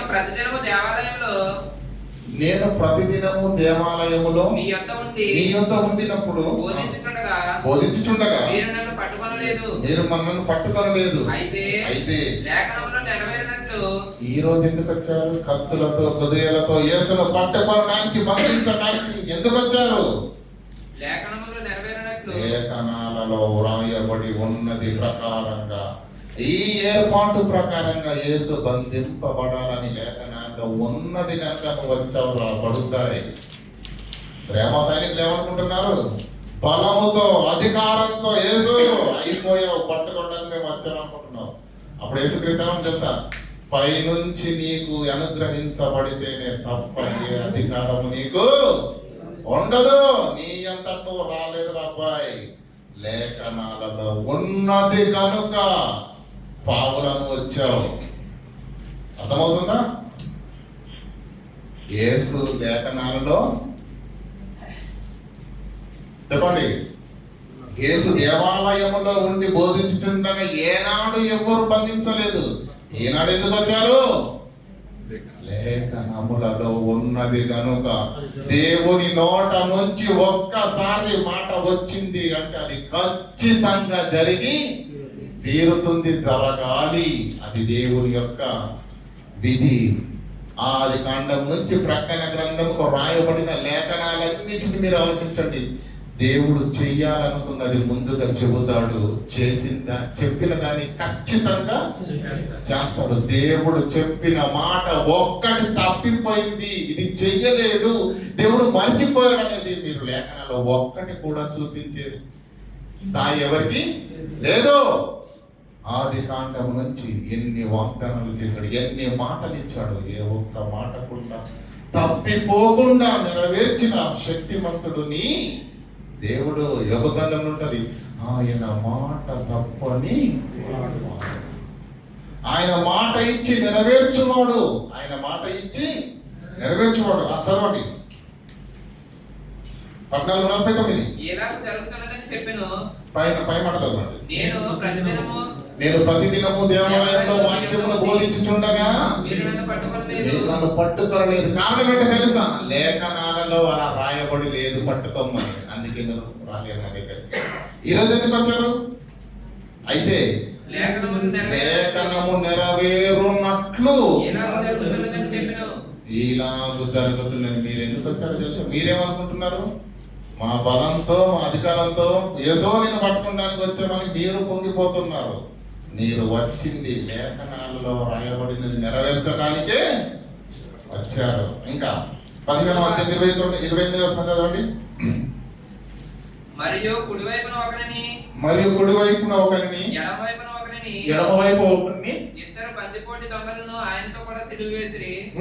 అప్పుడు ఆ మార్గమును వెళ్ళుచున్న వారు తమ తలలోచుచు, ఆహా, దేవాలయమును పడగొట్టి 3 దినములలో కట్టువాడా, సిలువ మీద నుండి దిగి నిన్ను నీవే రక్షించుకోనమని చెప్పి ఆయనకు దూషించిరి. అట్లు శాస్త్రులను ప్రధాన యాజకులను అపహాస్యము చేయొచ్చు. వీడి ఇతరులను రక్షించను, తను తాను రక్షించుకొనలేడు. ఇశ్రాయేలు రాజుకు క్రీస్తు ఇప్పుడు శిలువ మీద నుండి దిగి రావచ్చును. అప్పుడు మనము చూచి నమ్మదమని ఒకరితో ఒకరు చెప్పుకొనిరి. ఆయనతో కూడా సిలువ వేయబడిన వారును ఆయనను నిందించిరి. ఒక నిమిషం అండి. మత్తయి సువార్త 26వ అధ్యాయం తీయండి ఒకసారి. 26వ అధ్యాయం 54, 56 వచనం చదువుకొని ఇక్కడికి వద్దాం.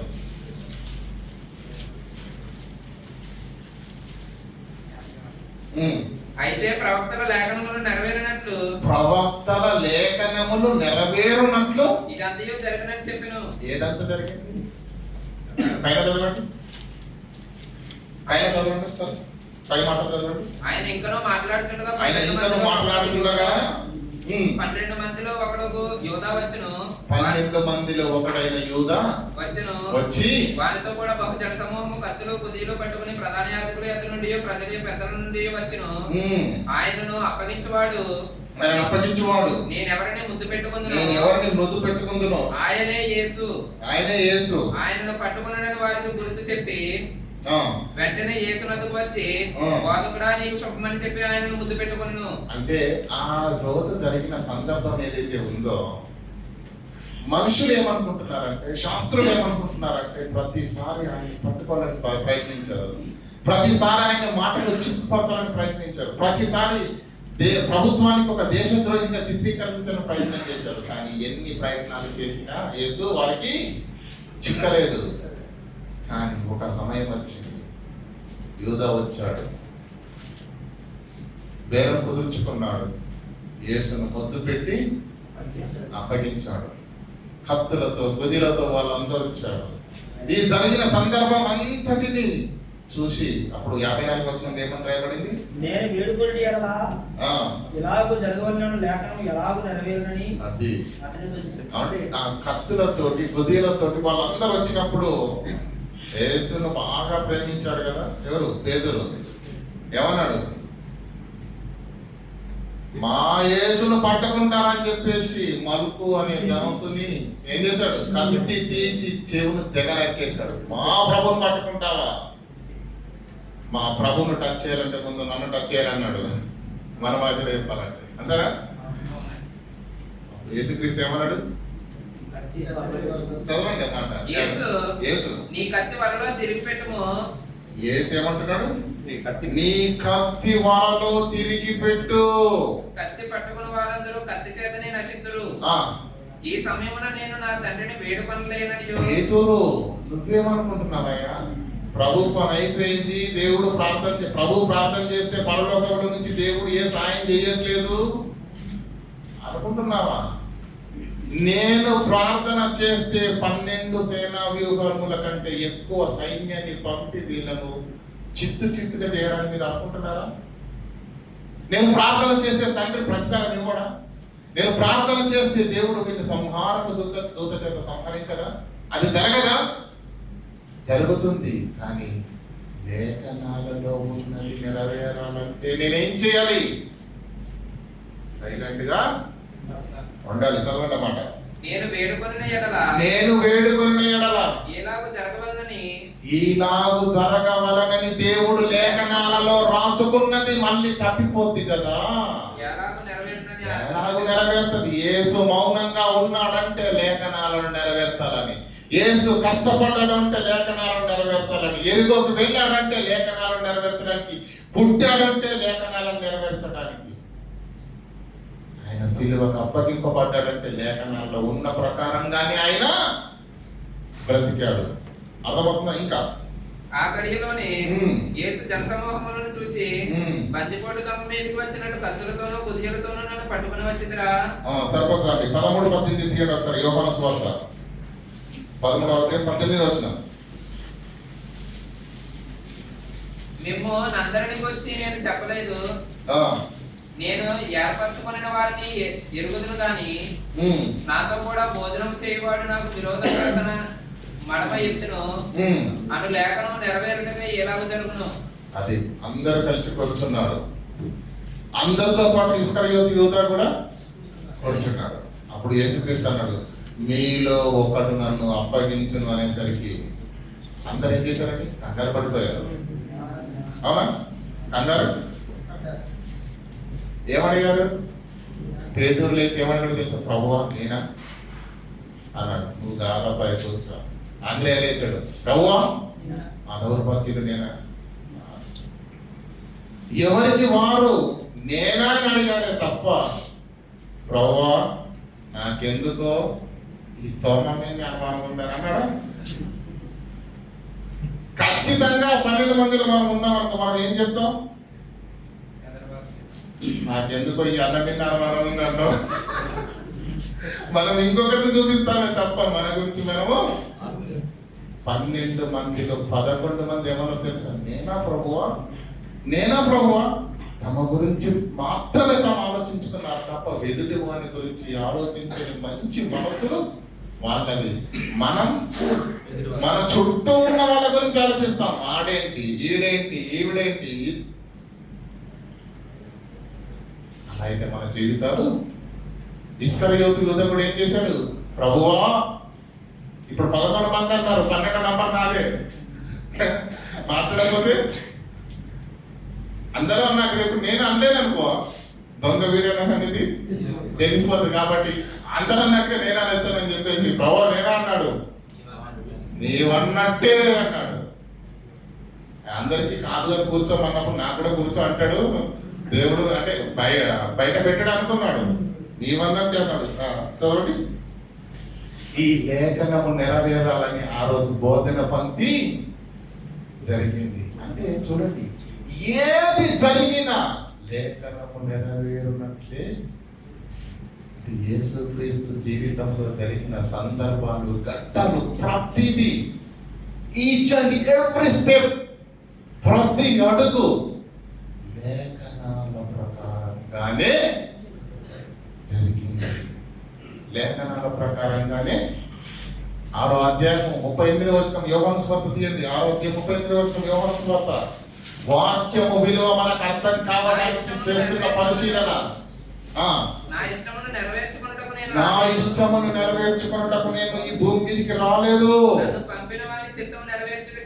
నన్ను పంపిన వాని చిత్తము నెరవేర్చడానికి, నన్ను పంపిన వాడు చిత్తమును నెరవేర్చాలని లేఖనాలలో రాసుకున్న ప్రకారంగా చేయటానికి నేను వచ్చాను. స్క్రిప్ట్ దేవుని దగ్గర ఉంది, యాక్షన్ భూమి మీద నాదే.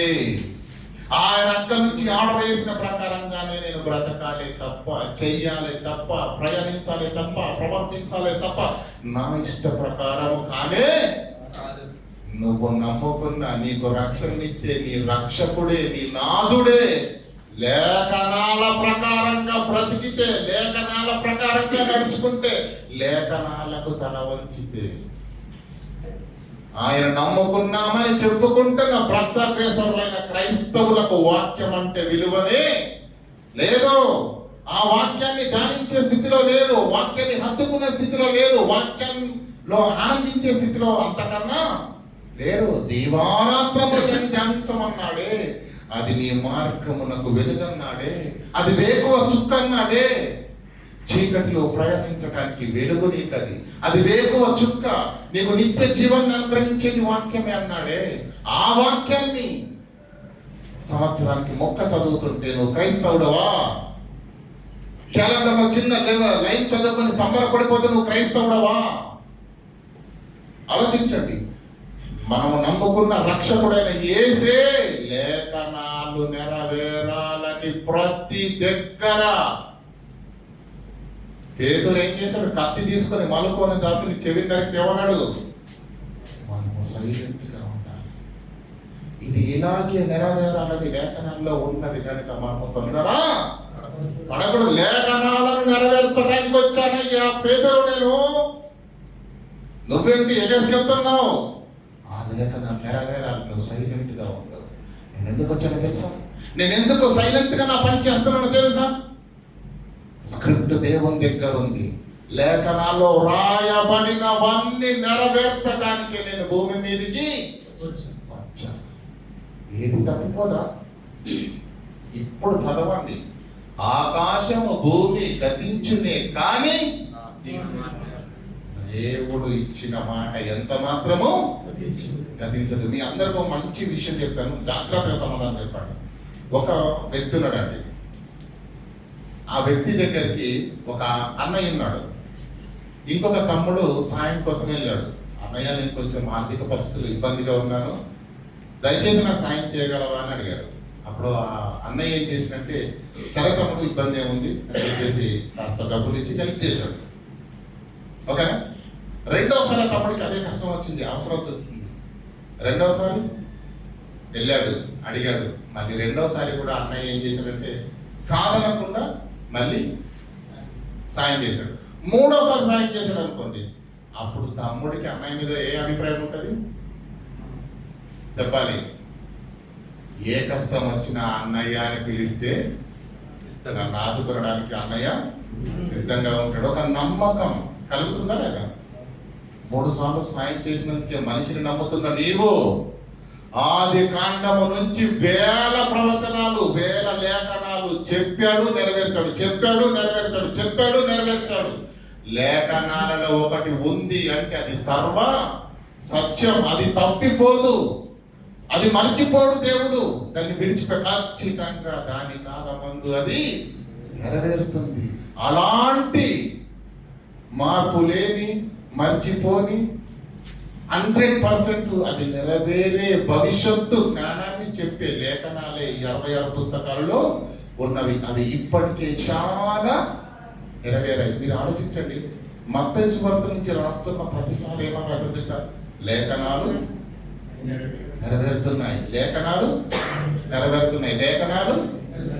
నేను మీకు అందరికి అడుగుతున్నాను ప్రశ్న, దేవుడు మనకు క్రైస్తవులకు సంఘానికి ఎందుకు చెబుతున్నాడు లేఖనం నెరవేరితే నెరవేరు? నాకేంటి నెరవేరుతున్నాయని ఎందుకు చెబుతున్నాడు అంటే, ప్రపంచాన్ని ప్రియులారా దేవుడు మానవాళిని ఎరిగిన వాడు కనుక, భవిష్యత్ జ్ఞానం కలిగిన వాడు కనుక, దేవుడు ఏం చేసినా మహాజ్ఞానంతో చేస్తాడు. ఎందుకు లేఖనాలను చూపిస్తున్నాడు తెలుసా? ఎందుకు మన దృష్టిని లేఖనాల వైపు తిప్పుతున్నాడు తెలుసా? అవి నెరవేరుతున్నాయి, నెరవేరుతున్నాయి, నెరవేరుతున్నాయి.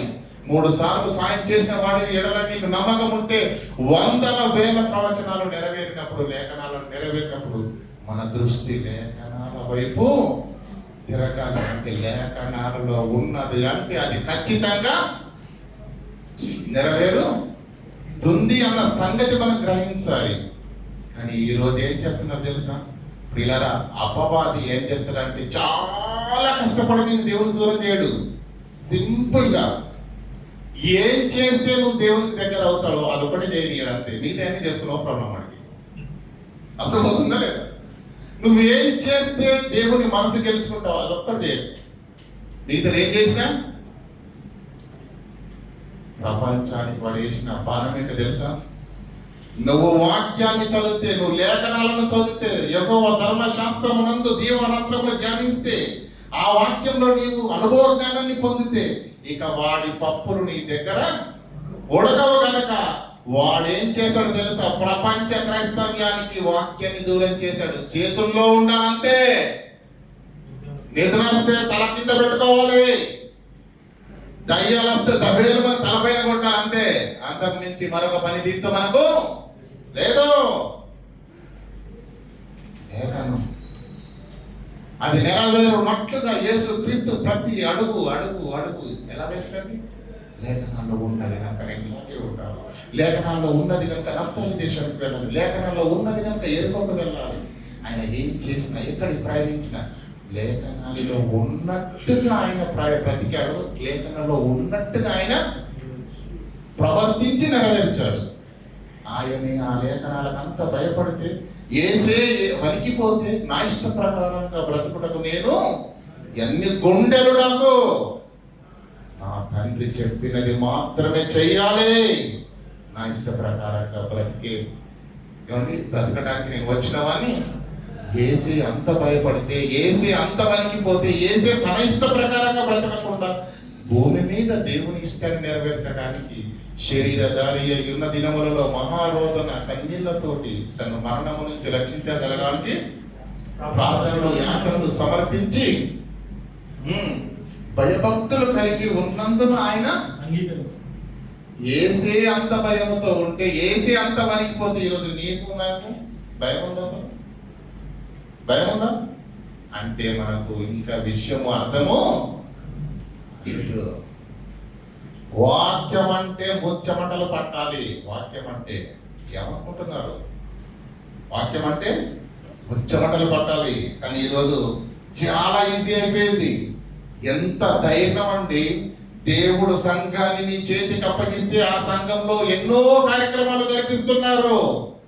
లైటింగ్ గొప్పగా ఉంటది, వేదిక గొప్పగా ఉంటది, భోజనాలు గొప్పగా ఉంటాయి, ట్రాన్స్పోర్ట్ గొప్పగా ఉంటది. వాక్యానికి విలువ. ఆది యందు వాక్యం ఉండెను, వాక్యము దేవుని యొద్ద ఉండెను, వాక్యము దేవుడై ఉండెను. ఆయన 2000 సంవత్సరాల క్రితము ఆకారంతో వచ్చాడు.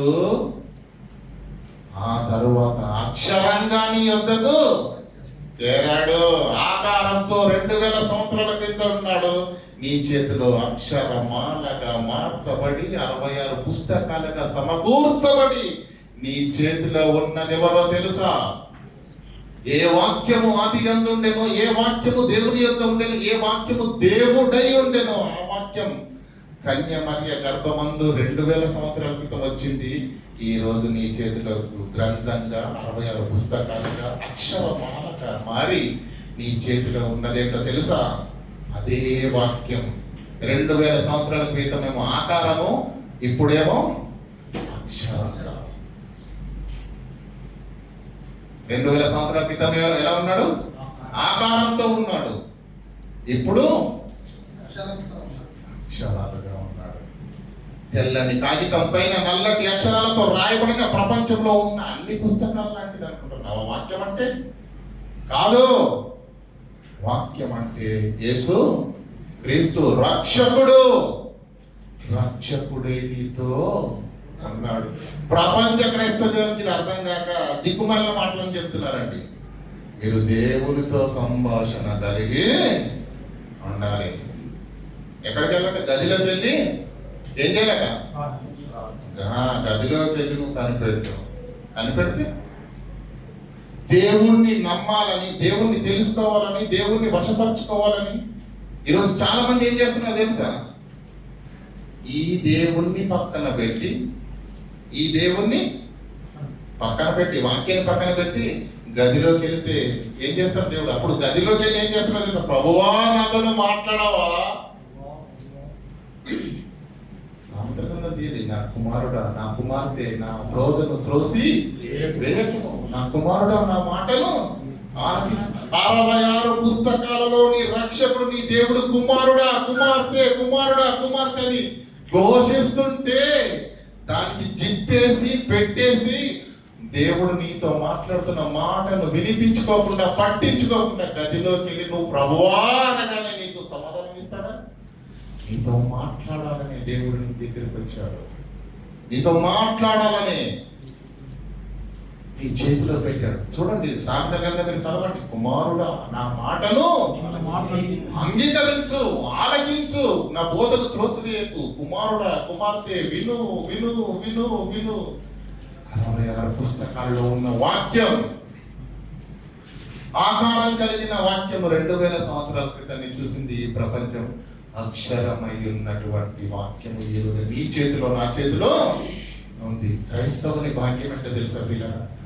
దేవుడు మారు మనసు పొంది బాప్తిసం పొందిన ప్రతి ఒక్కరికి హృదయంలో పరిశుద్ధాత్మను పెట్టాడు.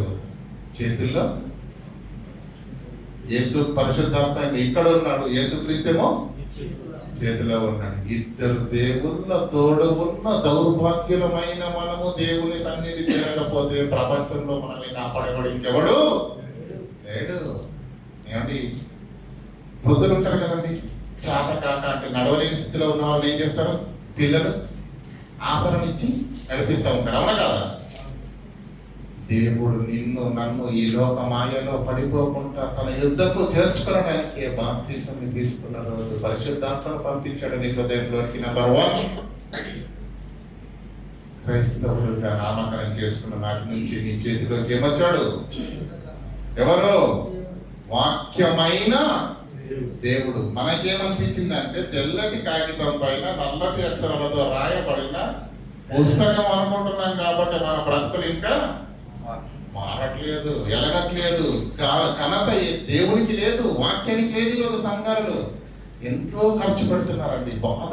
ఒక్కొక్కసారి వెళ్ళి చూస్తారు కదండి, వేల రూపాయలు అండి, వేల రూపాయలు, లక్షల రూపాయలు ఇండియా. మంచిది, దేవుని మీద ప్రేమతో చేస్తున్నారు. ఇన్ని చేసిన మీరు ఒక గంట సేపు వాక్యం వినలేరా? ఇండియా నుంచి సేవకుడు ఎంతో ఆశతో వచ్చాడు, నా పిల్లలకు నా సంగతికి మాటలు చెప్పాలని. ఆ అనుకూలతను ఇవ్వకపోతే, ఆ సమయం ఇవ్వకపోతే, ఆ సభ ఎందుకు, ఆ వేదిక ఎందుకు, ఆ భోజనాలు ఎందుకు? దండగా పిల్లల వాక్యము ఘనపరచబడనిది ఏది ఘనమైన దేవుని దృష్టిలోకి అది రానే రాదు. వాక్యమే దేవుడు. ఆది యందు ఉన్న వాక్యము, దేవుని యందు ఉన్న వాక్యము, దేవుడై ఉన్న వాక్యము కాలము పరిపూర్ణమైనప్పుడు కన్య మరియ గర్భమందు ఆకారంతో దిగిన వాక్యం ఈరోజు అక్షరంగా నీ చేతిలో ఉంది. నువ్వు చదువుతలేదు అంటే, దేవునితో మనం మాట్లాడాలంటే ప్రార్థన, మనము దేవునితో మాట్లాడాలంటే ప్రార్థన, దేవుడు మనతో మాట్లాడాలంటే లేదు, గదిలోకి వెళ్ళి కనిపెట్టు. చచ్చిన దాన్ని పెట్టిన సమాధానం మాత్రం రాదు. వచ్చిందంటే ఖచ్చితంగా దయ్యం సమాధానమే కాదు, దేవుని సమాధానము కాదు. లేఖనాల ప్రకారంగా చెప్తున్నాను, కాదు. దేవుడు మాట ఇక్కడ ఇతడు మాట్లాడాలని, ప్రకృతి పుట్టక ముందే నీతో ఎన్నో ముచ్చట్లు చెప్పాలని, దేవుడు ఎన్నో మాటలు నీతో పంచుకోవాలని దేవుని వాక్యం ఘోషిస్తున్నది. చదవండి, కుమారుడా నా మాటను త్రోసివేయకు, నా మాటను అలక్ష్యము చేయకము, నా మాటలు నీ హృదయంలో నీ పిల్లలు కూర్చున్నప్పుడు, లేచినప్పుడు, నిలబడ్డ నేను మాట్లాడతాను, మీరు వినండి. కానీ మనం ఏం చేస్తున్నాం? ఈ మాట మనకు వినడానికి ఇష్టము లేదు ప్రియులారా, లేదు. లేఖనాలంటే ప్రియులారా మీకు ఇంకా అర్థం కాలేదు. లేఖనాలంటే దేవుడు బాగా ఆలోచించాడు. మనుషులు ఏదైనా 2 సార్లు 3 సార్లు నమ్మకం కలిగితే దాన్ని అంటారు, అవునా కదండి? నిర్మావాషింగ్ పౌడర్ ఎంతమంది తెలుసండి? ఏంటంటే అడ్వర్టైజ్ ఏమి ఇచ్చారు దానికి చెప్పండి? పాల లాంటి తెలుపు నిర్మతోనే వచ్చిందంట.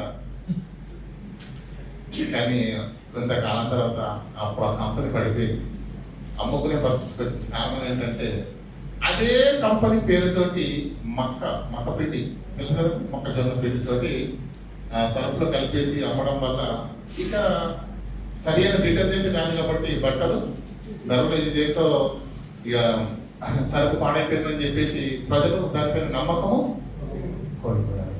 నమ్మకం ఒక్కసారి ప్రజలు వచ్చిందంటే చచ్చేదాకా విడిచిపెట్టారు. అది మీకు తెలిసిన విషయం. 3 సార్లు సహాయం చేస్తే అన్న ఏం చేస్తాడు? తమ్ముడు నాకు ఎప్పుడు సహాయం వచ్చినా మా అన్న అన్నాడు, నాకు హెల్ప్ చేస్తాడు. ఆ నమ్మకము లేఖనాల వైపు మీకు తిరగాలని, మనందరము లేఖనాలను నమ్మాలని ఆది కాండము నుంచి ఇప్పటి వరకు జరిగిన ప్రతి లేఖనం దేవుడు ఒక మాట ఇచ్చాడంటే ఖచ్చితంగా నెరవేరి తీరుతుంది. లూకాసు వార్త మన దగ్గర లూకాసు వార్త తీయండి, 37-38 వచనాలు ఒకసారి 10వ అధ్యాయం.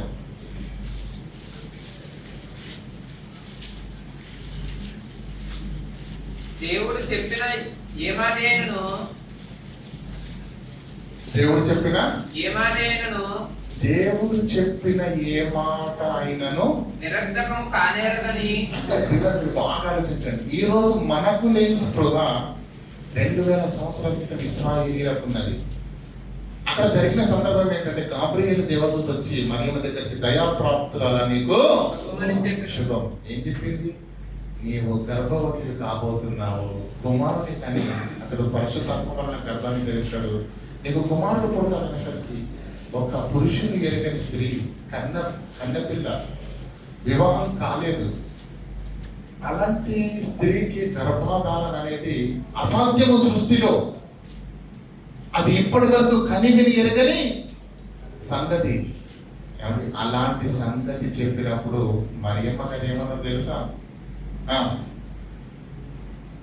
దేవుడు ఒక నిర్ణయం తీసుకున్నాడంటే, దేవుని నోట నుంచి ఒక మాట వచ్చింది అంటే అది ఖచ్చితంగా నెరవేరి తీరుతుంది, తీరాలి అంతే. దేవుని వాక్యము నిరర్థకము కానేరదు కదా. నేనే పాటిదాన్ని. నేను నా గర్భాన్ని ఇస్తే లోకరక్షకుడికి పుడతాడు, నేను ఇవ్వకపోతే పుట్టడా? దేవుడు నన్ను కాకపోతే మరొక మార్గాన్ని ఎంచుకోలేడా? అబ్రహాము మా తండ్రిని చంకలు గుద్దుకుంటున్న ఇశ్రాయేలుతో ఏం చెప్పాడు దేవుడు? మీరు ఎక్కువ మాట్లాడితే దేవుడు రాళ్ళ వలన కూడా పిల్లలను అబ్రహామును వాడుకున్నాడు అంతే. దేవుడు తన కార్యము నెరవేర్చుకోవటానికి ఆయా సమయాల్లో ఆయా వ్యక్తులను వాడుకుంటాడు. చంకలు గుద్దుకోకండి. నువ్వు కాకపోతే తీసిన పక్కనెట్టేస్తాడు, గడ్డి పోచలాగా పక్కన పెట్టేస్తాడు. నెబుకద్నెజరు చెప్పినట్టు విన్నంత వరకు ప్రపంచాన్ని ఇచ్చాడు, చక్రవర్తిని చేశాడు. గర్వించేసరికి ఏం చేశాడు? గడ్డి తినిపించాడు. సమస్తము దేవుని ఆధీనములోనే ఉంది, సమస్తము లేఖనాల ఆధీనములోనే ఉన్నాయి. లేఖనాల ప్రకారంగానే జరుగుతున్న ఎన్నో లేఖనాలు నెరవేరాయి. అంటే దేవుని నోటి నుంచి ఒక మాట వచ్చిందంటే దానికి తిరుగు లేదు. ఆ విషయము మరియకు బాగా ఏమంది? అసలు ఇది సాధ్యమవుతుందా? నేను పురుషుని ఎరగని దాన్ని, పెళ్లి కాలేదు, గర్భవతికి ఎలా అవుతాను అని అన్నదా? ఏమన్నా చదవండి. అందుకు మరియా నేను పురుషుని ఎరుగని మాట చదవండి పైన. అందుకు మరియా నేను పురుషుని ఎరుగని దానిని ఎలాగ జరుగును అని దూతతో అనగా దూత పరిశుద్ధాత్మ నీ మీదకి వచ్చును, సర్వోన్నత శక్తి నిన్ను కమ్ముకొనును, గనుక పుట్టబో శిశువు పరిశుద్ధుడే దేవుని కుమారుడు అనబడును. మరియు నీ బంధువురాలు ఎలిజబెత్ కూడా తన దేవుడు చెప్పిన ఏ మాట అయినను నిరర్ధకము కానేరదు. లేఖనాలలో ఉన్న ప్రతి మాట దేవుని నోట, యేసు నోట, ప్రవక్తల నోట, బోధకుల నోట ఎవరు చెబుతున్నా అది ఎవరి మాట? దేవుని మాట. దేవుడు చెప్పిన ఏ మాట అయినను నిరర్ధకము కానేరదు. అంటే బైబుల్లో ఉంటే 100% రైట్ అనేది నీ మైండ్లో ఫిక్స్ అవ్వాలా. అని ఈరోజు ఏమైపోయిందో తెలుసా? వ్యక్తుల మీద ప్రేమ, సంఘాల మీద ప్రేమ, డినామినేషన్ల మీద ప్రేమతోటి బైబుల్ అలా ఉన్నా మాకు అవసరం లేదండి. ఏదైనా సందర్భం గురించి ఏదైనా ఎన్నో అంశాలు ఉన్నాయి కదా, మన వివిధ భావాలు ఉన్నటువంటి అంశాలు ఎన్నో ఉన్నాయి క్రైస్తవ సమాజంలో. స్వస్థత వరాల విషయంలోనే కానీ, భాషల విషయంలోనే కానీ, ఇది ఇలా లేఖనాల్లో ఉంది అంటే దేవుణ్ణి ప్రేమించడం చేత కాని వాళ్ళు, దేవుణ్ణి ప్రేమించడం ఇష్టపడని వాళ్ళు ఏం చేస్తున్నారు తెలుసా? వ్యక్తుల మీద, సంఘాల మీద, డినామినేషన్ల మీద ప్రేమ ఉన్న వాళ్ళు ఏం చేస్తున్నారు తెలుసా? బైబుల్లో ఉన్నా సరే మేము దాన్ని ఏంటి అర్థం చేసుకుని నమ్మం దాన్ని. నువ్వు ఎవరిని తృణీకరిస్తున్నావో తెలుసా? దేవుడై ఉన్న వాక్యాన్ని తృణీకరిస్తున్నావంటే నువ్వు ఏ స్థితిలోకి వెళ్ళిపోతావు ఒక్కసారి ఆలోచించుకో. ఏమంటే తెలియనంత వరకు ఎవ్వరూ గొప్పవాళ్ళం కాదు, ఎవరు పండితులము కాదు. పుట్టగానే నడక నేర్చుకున్నామండి, పుట్టగానే 2 మాట నేర్చుకున్నాము, పడుతూ లేస్తూ ఎన్ని దెబ్బలు తగిలిన తర్వాత నిలబడ్డామండి, అవునా కదా? సత్యం కూడా అంతే. తెలియనంత వరకు నీవు నేను ఒకనాడు అబద్ధములోనే ఉన్నాం, అంధకారంలోనే ఉన్నాం. కానీ తెలిసినప్పుడు, లేఖనాల్లో కనబడినప్పుడు, నీ కళ్ళకు స్పష్టంగా చూసినప్పుడు లేఖనాలను గౌరవించాలి, లేఖనాలను హత్తుకోవాలి, లేఖనాలను మాత్రమే నమ్మాలి. లేఖనాలకు మించినది నువ్వు దుష్టుని సంబంధిగా చేస్తుంది పీడ. లేఖనాలను నమ్మాలి. దేవుడు చెప్పిన ఏ మాట అయినను నిరర్థకము కానేరదు కదా. ఆమెతో చెప్పాను. ఆమెతో చెప్తే అప్పుడేమన్నది? అందుకు మరియా, అందుకు మరియా, ఇదిగో ప్రభువు తన సర్వోన్నతుడైన సకల జగాలను కలిగించిన దేవుడే నిర్ణయం తీసుకుంటే నేను దాసురాలను. నేను దాసురాలు నేను కాదని నేను బ్రతికి బట్ట కట్టగలనా? ఈ మాట చొప్పున ఆ సర్వేశ్వరుని మాట చొప్పుననే ఈ దీనురానికి జరుగునుగాక. జరుగునుగాక, నెరవేరునుగాక. నేను వహిస్తాను, బాధ్యతను వహిస్తాను. దేవుని మాటకు ఎదురు నిలవడమే, దేవుని మాటను ధిక్కరించి బ్రతకడమే. ఆ స్పృహ మనకు లేదు ఈరోజు. మనకి ఎలా ఉందంటే, నిన్న వేశాను దొంగతనం, ఏమన్నా మొన్న మనుషులు దుష్క్రియలకు తగిన ఫలితము శీఘ్రముగా కలుగపోవుట చూచి మనుషులు హృదయపూర్వకంగా పాపం చేస్తుంది. పాపం చేసేవాడు పాపం చేస్తున్నాడు, లేఖనాలను దాటేవాడు లేఖనాలను, ఇద్దరిది పాపమే, తేడా ఏమి లేదు. ఆజ్ఞను అతిక్రమించు ప్రతివాడు పాపము. వాడు భౌతిక పాపం చేస్తున్నాడు, నువ్వు ఆజ్ఞను అతిక్రమించి సంఘములోకి వచ్చి దేవుని వాక్యాన్ని వింటూ ఉద్దేశపూర్వకంగా ప్రలాభం కోసం, పేరు కోసం, ప్రఖ్యాతి కోసం దేవుణ్ణి విడిచిపెడుతున్నావు. ఆనాడు యవనస్తుడు దేశ దగ్గరకు వచ్చి నీకు నిత్య జీవం కావాలంటే ఏం కావాలన్నాడు? యేసుక్రీస్తు ఏం చెప్పాడు? నీ ఆస్తిని అమ్మి వీధులకు ఇమ్మన్నాడు. ఆస్తి దగ్గరకు వస్తే దేవుణ్ణి విడిచిపెట్టాడు, కానీ ఆస్తిని మాత్రం ఆస్తిని విడిచిపెట్టలేడు. ఈనాడు సంఘాల మీద ఉన్న, వ్యక్తుల మీద ఉన్న ప్రేమతో నేను ఎవరిని దూషించట్లేదు ప్రియులారా, అందరికీ చేతులెత్తి దండం పెడుతున్నాను. వాక్యం కంటే మిన్న అయినది ఏదో. ఈ వాక్యాన్ని గౌరవించని వాడు క్రైస్తవుడే కాదు, వాక్యానికి శిరస్సు ఒగ్గని వాడు, దేవుని క్రీస్తు రక్తంలో కడగబడిన వాడు ఎంత మాత్రము కాదు. చెప్పాడు కదా, నేను చెప్పే మాటలు మీకు విననప్పుడు, చదవనప్పుడు, పట్టించుకోనప్పుడు, ఆ వాక్యముల అనుభవ జ్ఞానం మీకు రానప్పుడు ప్రభువా నన్ను పిలుచుట ఎందుకు? ఎంత క్లియర్ ఉందండి మత్తయి వార్తలో. ఏమన్నాడు?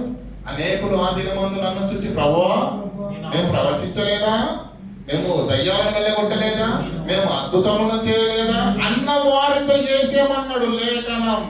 ఏమన్నాడు? అక్రమము చేయవాళ్ళరా నా యొద్ద నుంచి వెళ్ళండి, గెట్ లాస్ట్ అన్నాడు.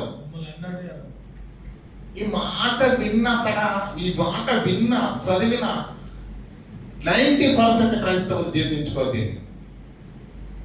స్వస్థతలు చేస్తున్న వారిని యేసుక్రీస్తు ఏమన్నాడు? అక్రమము చేయవాళ్ళారా. అది అక్రమం, అది క్రమమైంది కాదు, లేఖనాలలో లేదు, మీరు చేశారు వ్యాపారం. దేవుడు ఖండిస్తానన్నాడు, గెట్ లాస్ట్ అన్నాడు. అవునా కాదా? ఈ మాట నమ్ముతామండి మనం?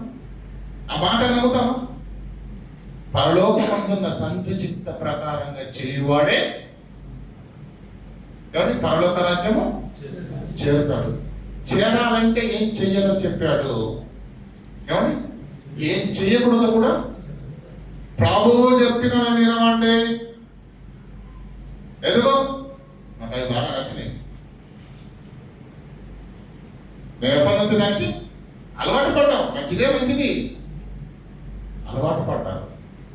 వీళ్ళ సత్యం తెలియని ప్రతి వారికి ఒకనొక సమయంలో తెలుస్తుంది. అందరికి అన్ని ముందే తెలియవు కదా. కానీ సత్యం దగ్గరికి వచ్చినప్పుడు, సత్యము కళ్ళకు కనబడినప్పుడు, లేఖనాలకున్న బలము, శక్తి అంటూ ఈ రోజుకైనా మీరు గుర్తెరగండి. లేఖనాలలో ఒకటి ఉందంటే ప్రపంచమంతా, లేఖనాలు అవును ఉందనుకోండి, ప్రపంచమంతా కాదన్నా నువ్వు దేని నమ్మాలి? అప్పుడు నువ్వు క్రైస్తవుడు, లేకపోతే నువ్వు క్రైస్తవుడు. అదేంటంటే బాగా 75% కాదంటున్నారు. మనకి మద్దతం 90% కాదంటున్నారు. లేఖనాలలో ఏముంది? అవునంటే అవును, లేఖనం చెప్పిందే ఫైనల్. లేఖనం అంటే అంత బలమైనది, అంత శక్తివంతమైనది. మీకు మంచి ప్రశ్న అడుగుతాను, నిజం చెప్పండి. అంటే నిజం అంటే మీకు ఆలోచించి చెప్పండి. ఇండియా ప్రాంతంలో కానీ దుబాయ్ ప్రాంతంలో కానీ తప్పు చేసామనుకోండి, దొంగతనం చేసామనుకోండి, లేదంటే యాక్సిడెంట్ చేసి ఒకటి చంపేసామనుకోండి, శిక్ష వేస్తారండి? గవర్నమెంట్ వేస్తారు కదా. ఇంకా ఎవరు వేస్తారు చెప్పండి? చెప్పండి ఎవరు? మనం అని అనుకుంటాం ఏంటంటే పోలీసు వాళ్ళు వేస్తారు అనుకుంటాం. పోలీసులు దేని గౌరవిస్తున్నారు తెలుసా? చట్టం, ఇండియన్ పీనల్ కోడ్.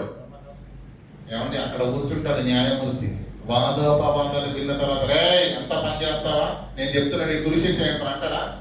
ఈడెవడు చెప్పడానికి? మాట్లాడాల్సింది చట్టం.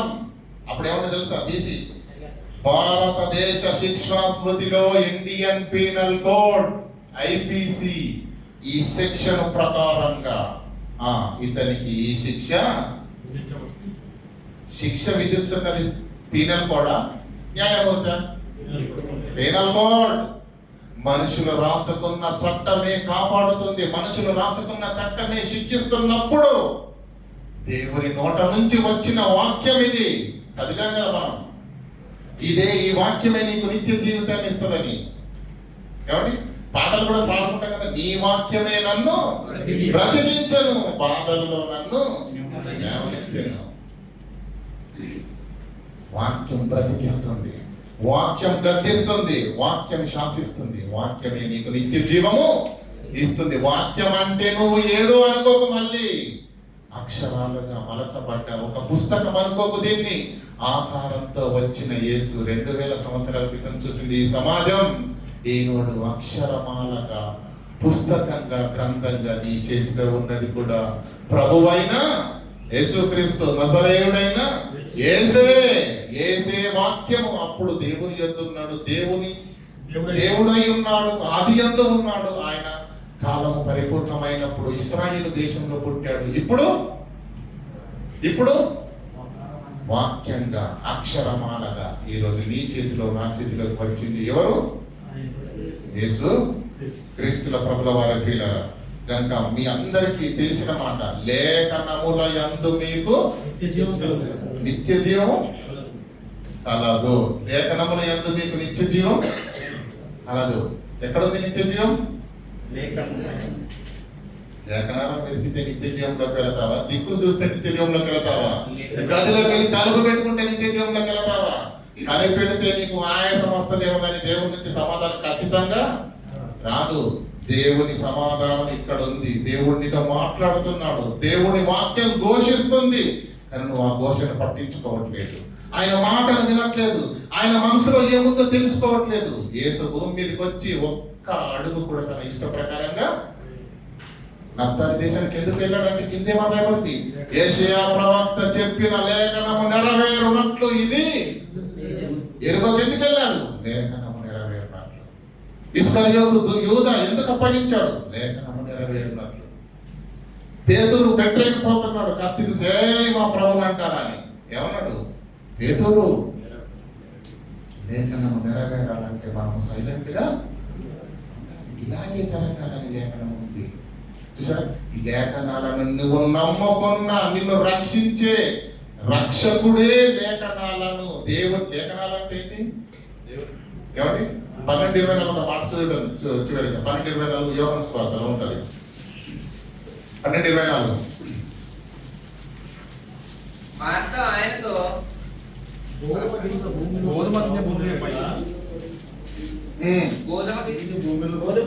భూమిలో పడి సావకుండిన ఎడల అది ఒట్టిగానే ఉండును, అది చచ్చిన ఎడల విస్తారముగా ఫలించును.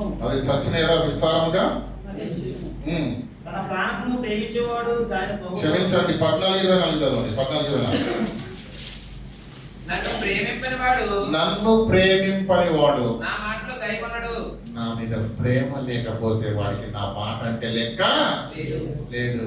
అంటే దేవుణ్ణి నువ్వు ప్రేమిస్తున్నావా లేదా, యేసును ప్రేమిస్తున్నావా లేదో దేన్ని బట్టి చెక్ చేయొచ్చు. వాడి లోపల వాక్యం ఉందా లేదా, అంతేనా? మీరు వినుచున్న మాట, మీరు వింటున్న మాట యేసు చెబుతున్నాడు, నా మాట నా కాదు. మాట కాదు. ఇది నా మాట కాదు. నేను ఎందుకు లేఖనాలకు అంతగా భయపడుతున్నానో తెలుసా?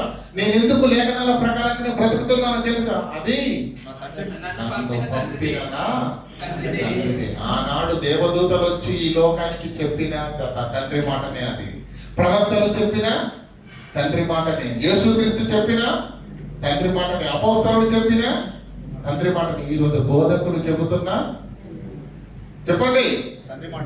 తండ్రి మాటని. ఆ తండ్రి మాటకు ఎదురు నిలిస్తే, ఆ తండ్రి మాటను పట్టించుకోకపోతే, ఆ తండ్రి మాటను విడిచిపెడితే, ఆ తండ్రి మాట ప్రకారంగా నువ్వు సరి చేసుకోలేకపోతే, ఆ తండ్రి మాట ప్రకారంగా నువ్వు ప్రవర్తించకపోతే నువ్వు క్రైస్తవుడవు కానే కాదు. కనుక ప్రియులారా, ఆది కాండము నుంచి 66 పుస్తకాల్లో ఎన్నో లేఖనాలను రాయించాడు. ఆ లేఖనాలను భవిష్యత్తు తరాలలో తెలుసు, దౌర్భాగ్యులు వస్తారని తెలుసు, దేవుడు ఇక్కడ ఉన్నాడు అక్కడ ఉన్నాడు దర్శనమిస్తాడని ఎన్నో దిక్కుమాలిన కబుర్లు చెబుతారని తెలుసు. ప్రపంచము తలకిందులైన నువ్వు నమ్మాల్సింది వాక్యాన్ని, నిన్ను నిత్య జీవానికి చేర్చేది ఈ వాక్యమే. కనుక ఏమంటారు, సాత్వికంతో మిమ్మల్ని రక్షించుటకు శక్తి కలిగింది దేనికి? వాక్యానికి. ఆ వాక్యాన్ని నువ్వు నమ్మాలి. ప్రపంచము తలకిందులైన నువ్వు వాక్యాన్ని మీరడానికి వీలు లేదు. అంత గొప్పది. ఆ గొప్పతనము ప్రజలలోకి తీసుకువెళ్ళడానికి, ఆ ప్రజలందరూ విశ్వాసము లేఖనాల పైన కేంద్రీకృతం కావడానికి, మనిషి భవిష్యత్తులో లేఖనం పైన ఆధారపడాలి. కానీ 100 మంది కట్టుకొని వచ్చి నాకు దర్శనం కలిగింది, బ్రదర్ కూడా పక్కన ఉన్నాడు, మంచి వెలుగు వచ్చింది, దేవుడు నాతో కుమారుడా అని మాట్లాడనేసరికి 100 మందిని వినకండి. ఎందుకంటే లేఖనాలలో ఏమనుందో తెలుసా? అది ఒక్కప్పటి మాట. ప్రారంభ శతాబ్దానికే సమస్తము ఆగిపోయాయి. ఇప్పుడు ఉన్నది లేఖనమే, నిన్ను నడిపించేది లేఖనమే, నిన్ను బ్రతికించేది లేఖనమే, నిన్ను పరలోకం చేర్చేది కూడా ఈ లేఖనాన్ని పక్కన పెట్టి నువ్వేం చేసిన పరలోకం వెళ్ళవు. అది నీ భక్తి కాదు. దేవుడు నిన్ను మెచ్చడు. కనుక ప్రపంచం 300-400 కోట్ల మంది క్రైస్తవులు ఉన్నారు కదండి, వాళ్ళందరూ ఏం చేస్తున్నారు తెలుసా? లేఖనాన్ని పక్కన పెట్టి భక్తి చేస్తున్నారు. అర్థమవుతుందా? యేసుక్రీస్తు ఏమంటాడు? నేను చెప్పు మాటల ప్రకారంగా చెయ్యని వాడు నాకు సంబంధి కాదు. సింపుల్.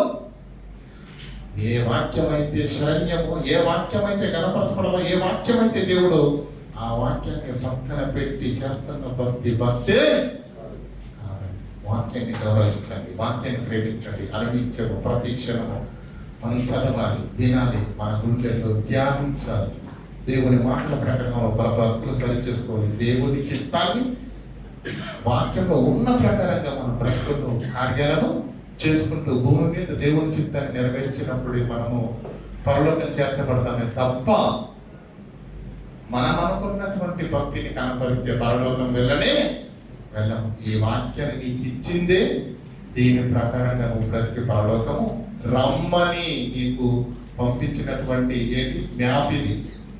దీన్ని పక్కన పెడితే నీకు ఏమవుతుంది? ఏ దిక్కు లేకుండా పోతాం. కనుక వాక్యాన్ని ధిక్కరించకండి, వాక్యాన్ని చిన్న చూపు చూడకండి, చిన్న మొక్కల్లో చదవకండి. వాక్యాన్ని దీవారాత్రమును ధ్యానించండి. చివరిగా ఆది యందు వాక్యం ఉండెను, వాక్యము దేవుని యొద్ద ఉండెను, వాక్యము దేవుడై ఉన్న ఆ వాక్యము 2000 సంవత్సరాల క్రితము ఆకారంతో వచ్చాడు. ఏనాడు అక్షరంగా నీ దగ్గర ఉన్నాడు. చదవండి. ఎవ్వడు బోధించవలసిన అవసరం లేదు. మనమే బలపడతాం. మనలోనే రగులుతుంది ఉజ్జీవం. ప్రత్యేక ఉద్యమ సభలు పెట్టవలసిన అవసరమని అపోస్తుల కారణం చదవండి. శరీరం మీద రోమాలను ఇంకా పొడుస్తాయి. ఉజ్జీవం వాక్యంలో ఉంది, ప్రేరణ వాక్యంలో ఉంది, చైతన్యం వాక్యంలో ఉంది. దాన్ని పక్కన పెడితే మీరు నిర్జీవం అవుతారు. అప్పుడు ఉద్యమ సభలు అంటూ ఊరేగించడం తప్ప ఉపయోగం ఏమి ఉండదు. వాక్యంలో ఉద్యోగం ఉంది, జీవం ఉంది, శాసనం ఉంది, చైతన్యం ఉంది, బలం ఉంది, శక్తి ఉంది. ఆ వాక్యాన్ని పక్కన పెడితే నీకేమీ లేదు. ఈరోజు చాలా మంది వాక్యం అంటే పడదండి. సంఘం మీద చూడండి ఎంతమంది వాక్య ప్రియులు ఉంటారు. పాటలంటే బాగా ఇష్టం, సాక్ష్యాలంటే బాగా ఇష్టం, మంచి అన్ని మంచినే కాదట్లేదు. కానీ గణపరచబడవలసింది మాత్రం వాక్యం. ఆ వాక్యాన్ని గణహీనం చేసి నువ్వు చేసేది ఆరాధన కానీ ఆలోచించండి, అర్థం చేసుకోండి. ఈ మంచి మాటలు మీ హృదయాల్లో ఫలించాలి. ఈ మంచి మాటలకు మీరు కట్టబడాలి. ఎందుకంటే దేవోక్తి లేక మన జీవితాల్లో కట్టుదిట్టం లేకున్నాయేమో, ఆ దేవోక్తిని మనలో నింపుకుంటే మన జీవితాలు కట్టబడతాయి, కుటుంబాలు కట్టబడతాయి, బ్రతుకులు కట్టబడతాయి.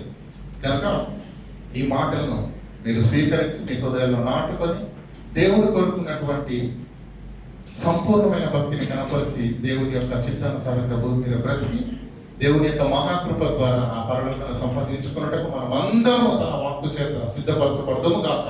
ఆమేన్. ప్రార్థన చేస్తున్నాను. కనికరంగా దేవ కృపోన్నతమైన మా తండ్రి, నిఘమైన పవిత్రమైన నామానికి వందనములు తండ్రి. మా చేతుల్లో ఉన్నది తెల్లటి కాగితం పైన రాయబడిన నల్లటి అక్షరాలతో కేవలం తండ్రి ఒక పుస్తకంగానే మేము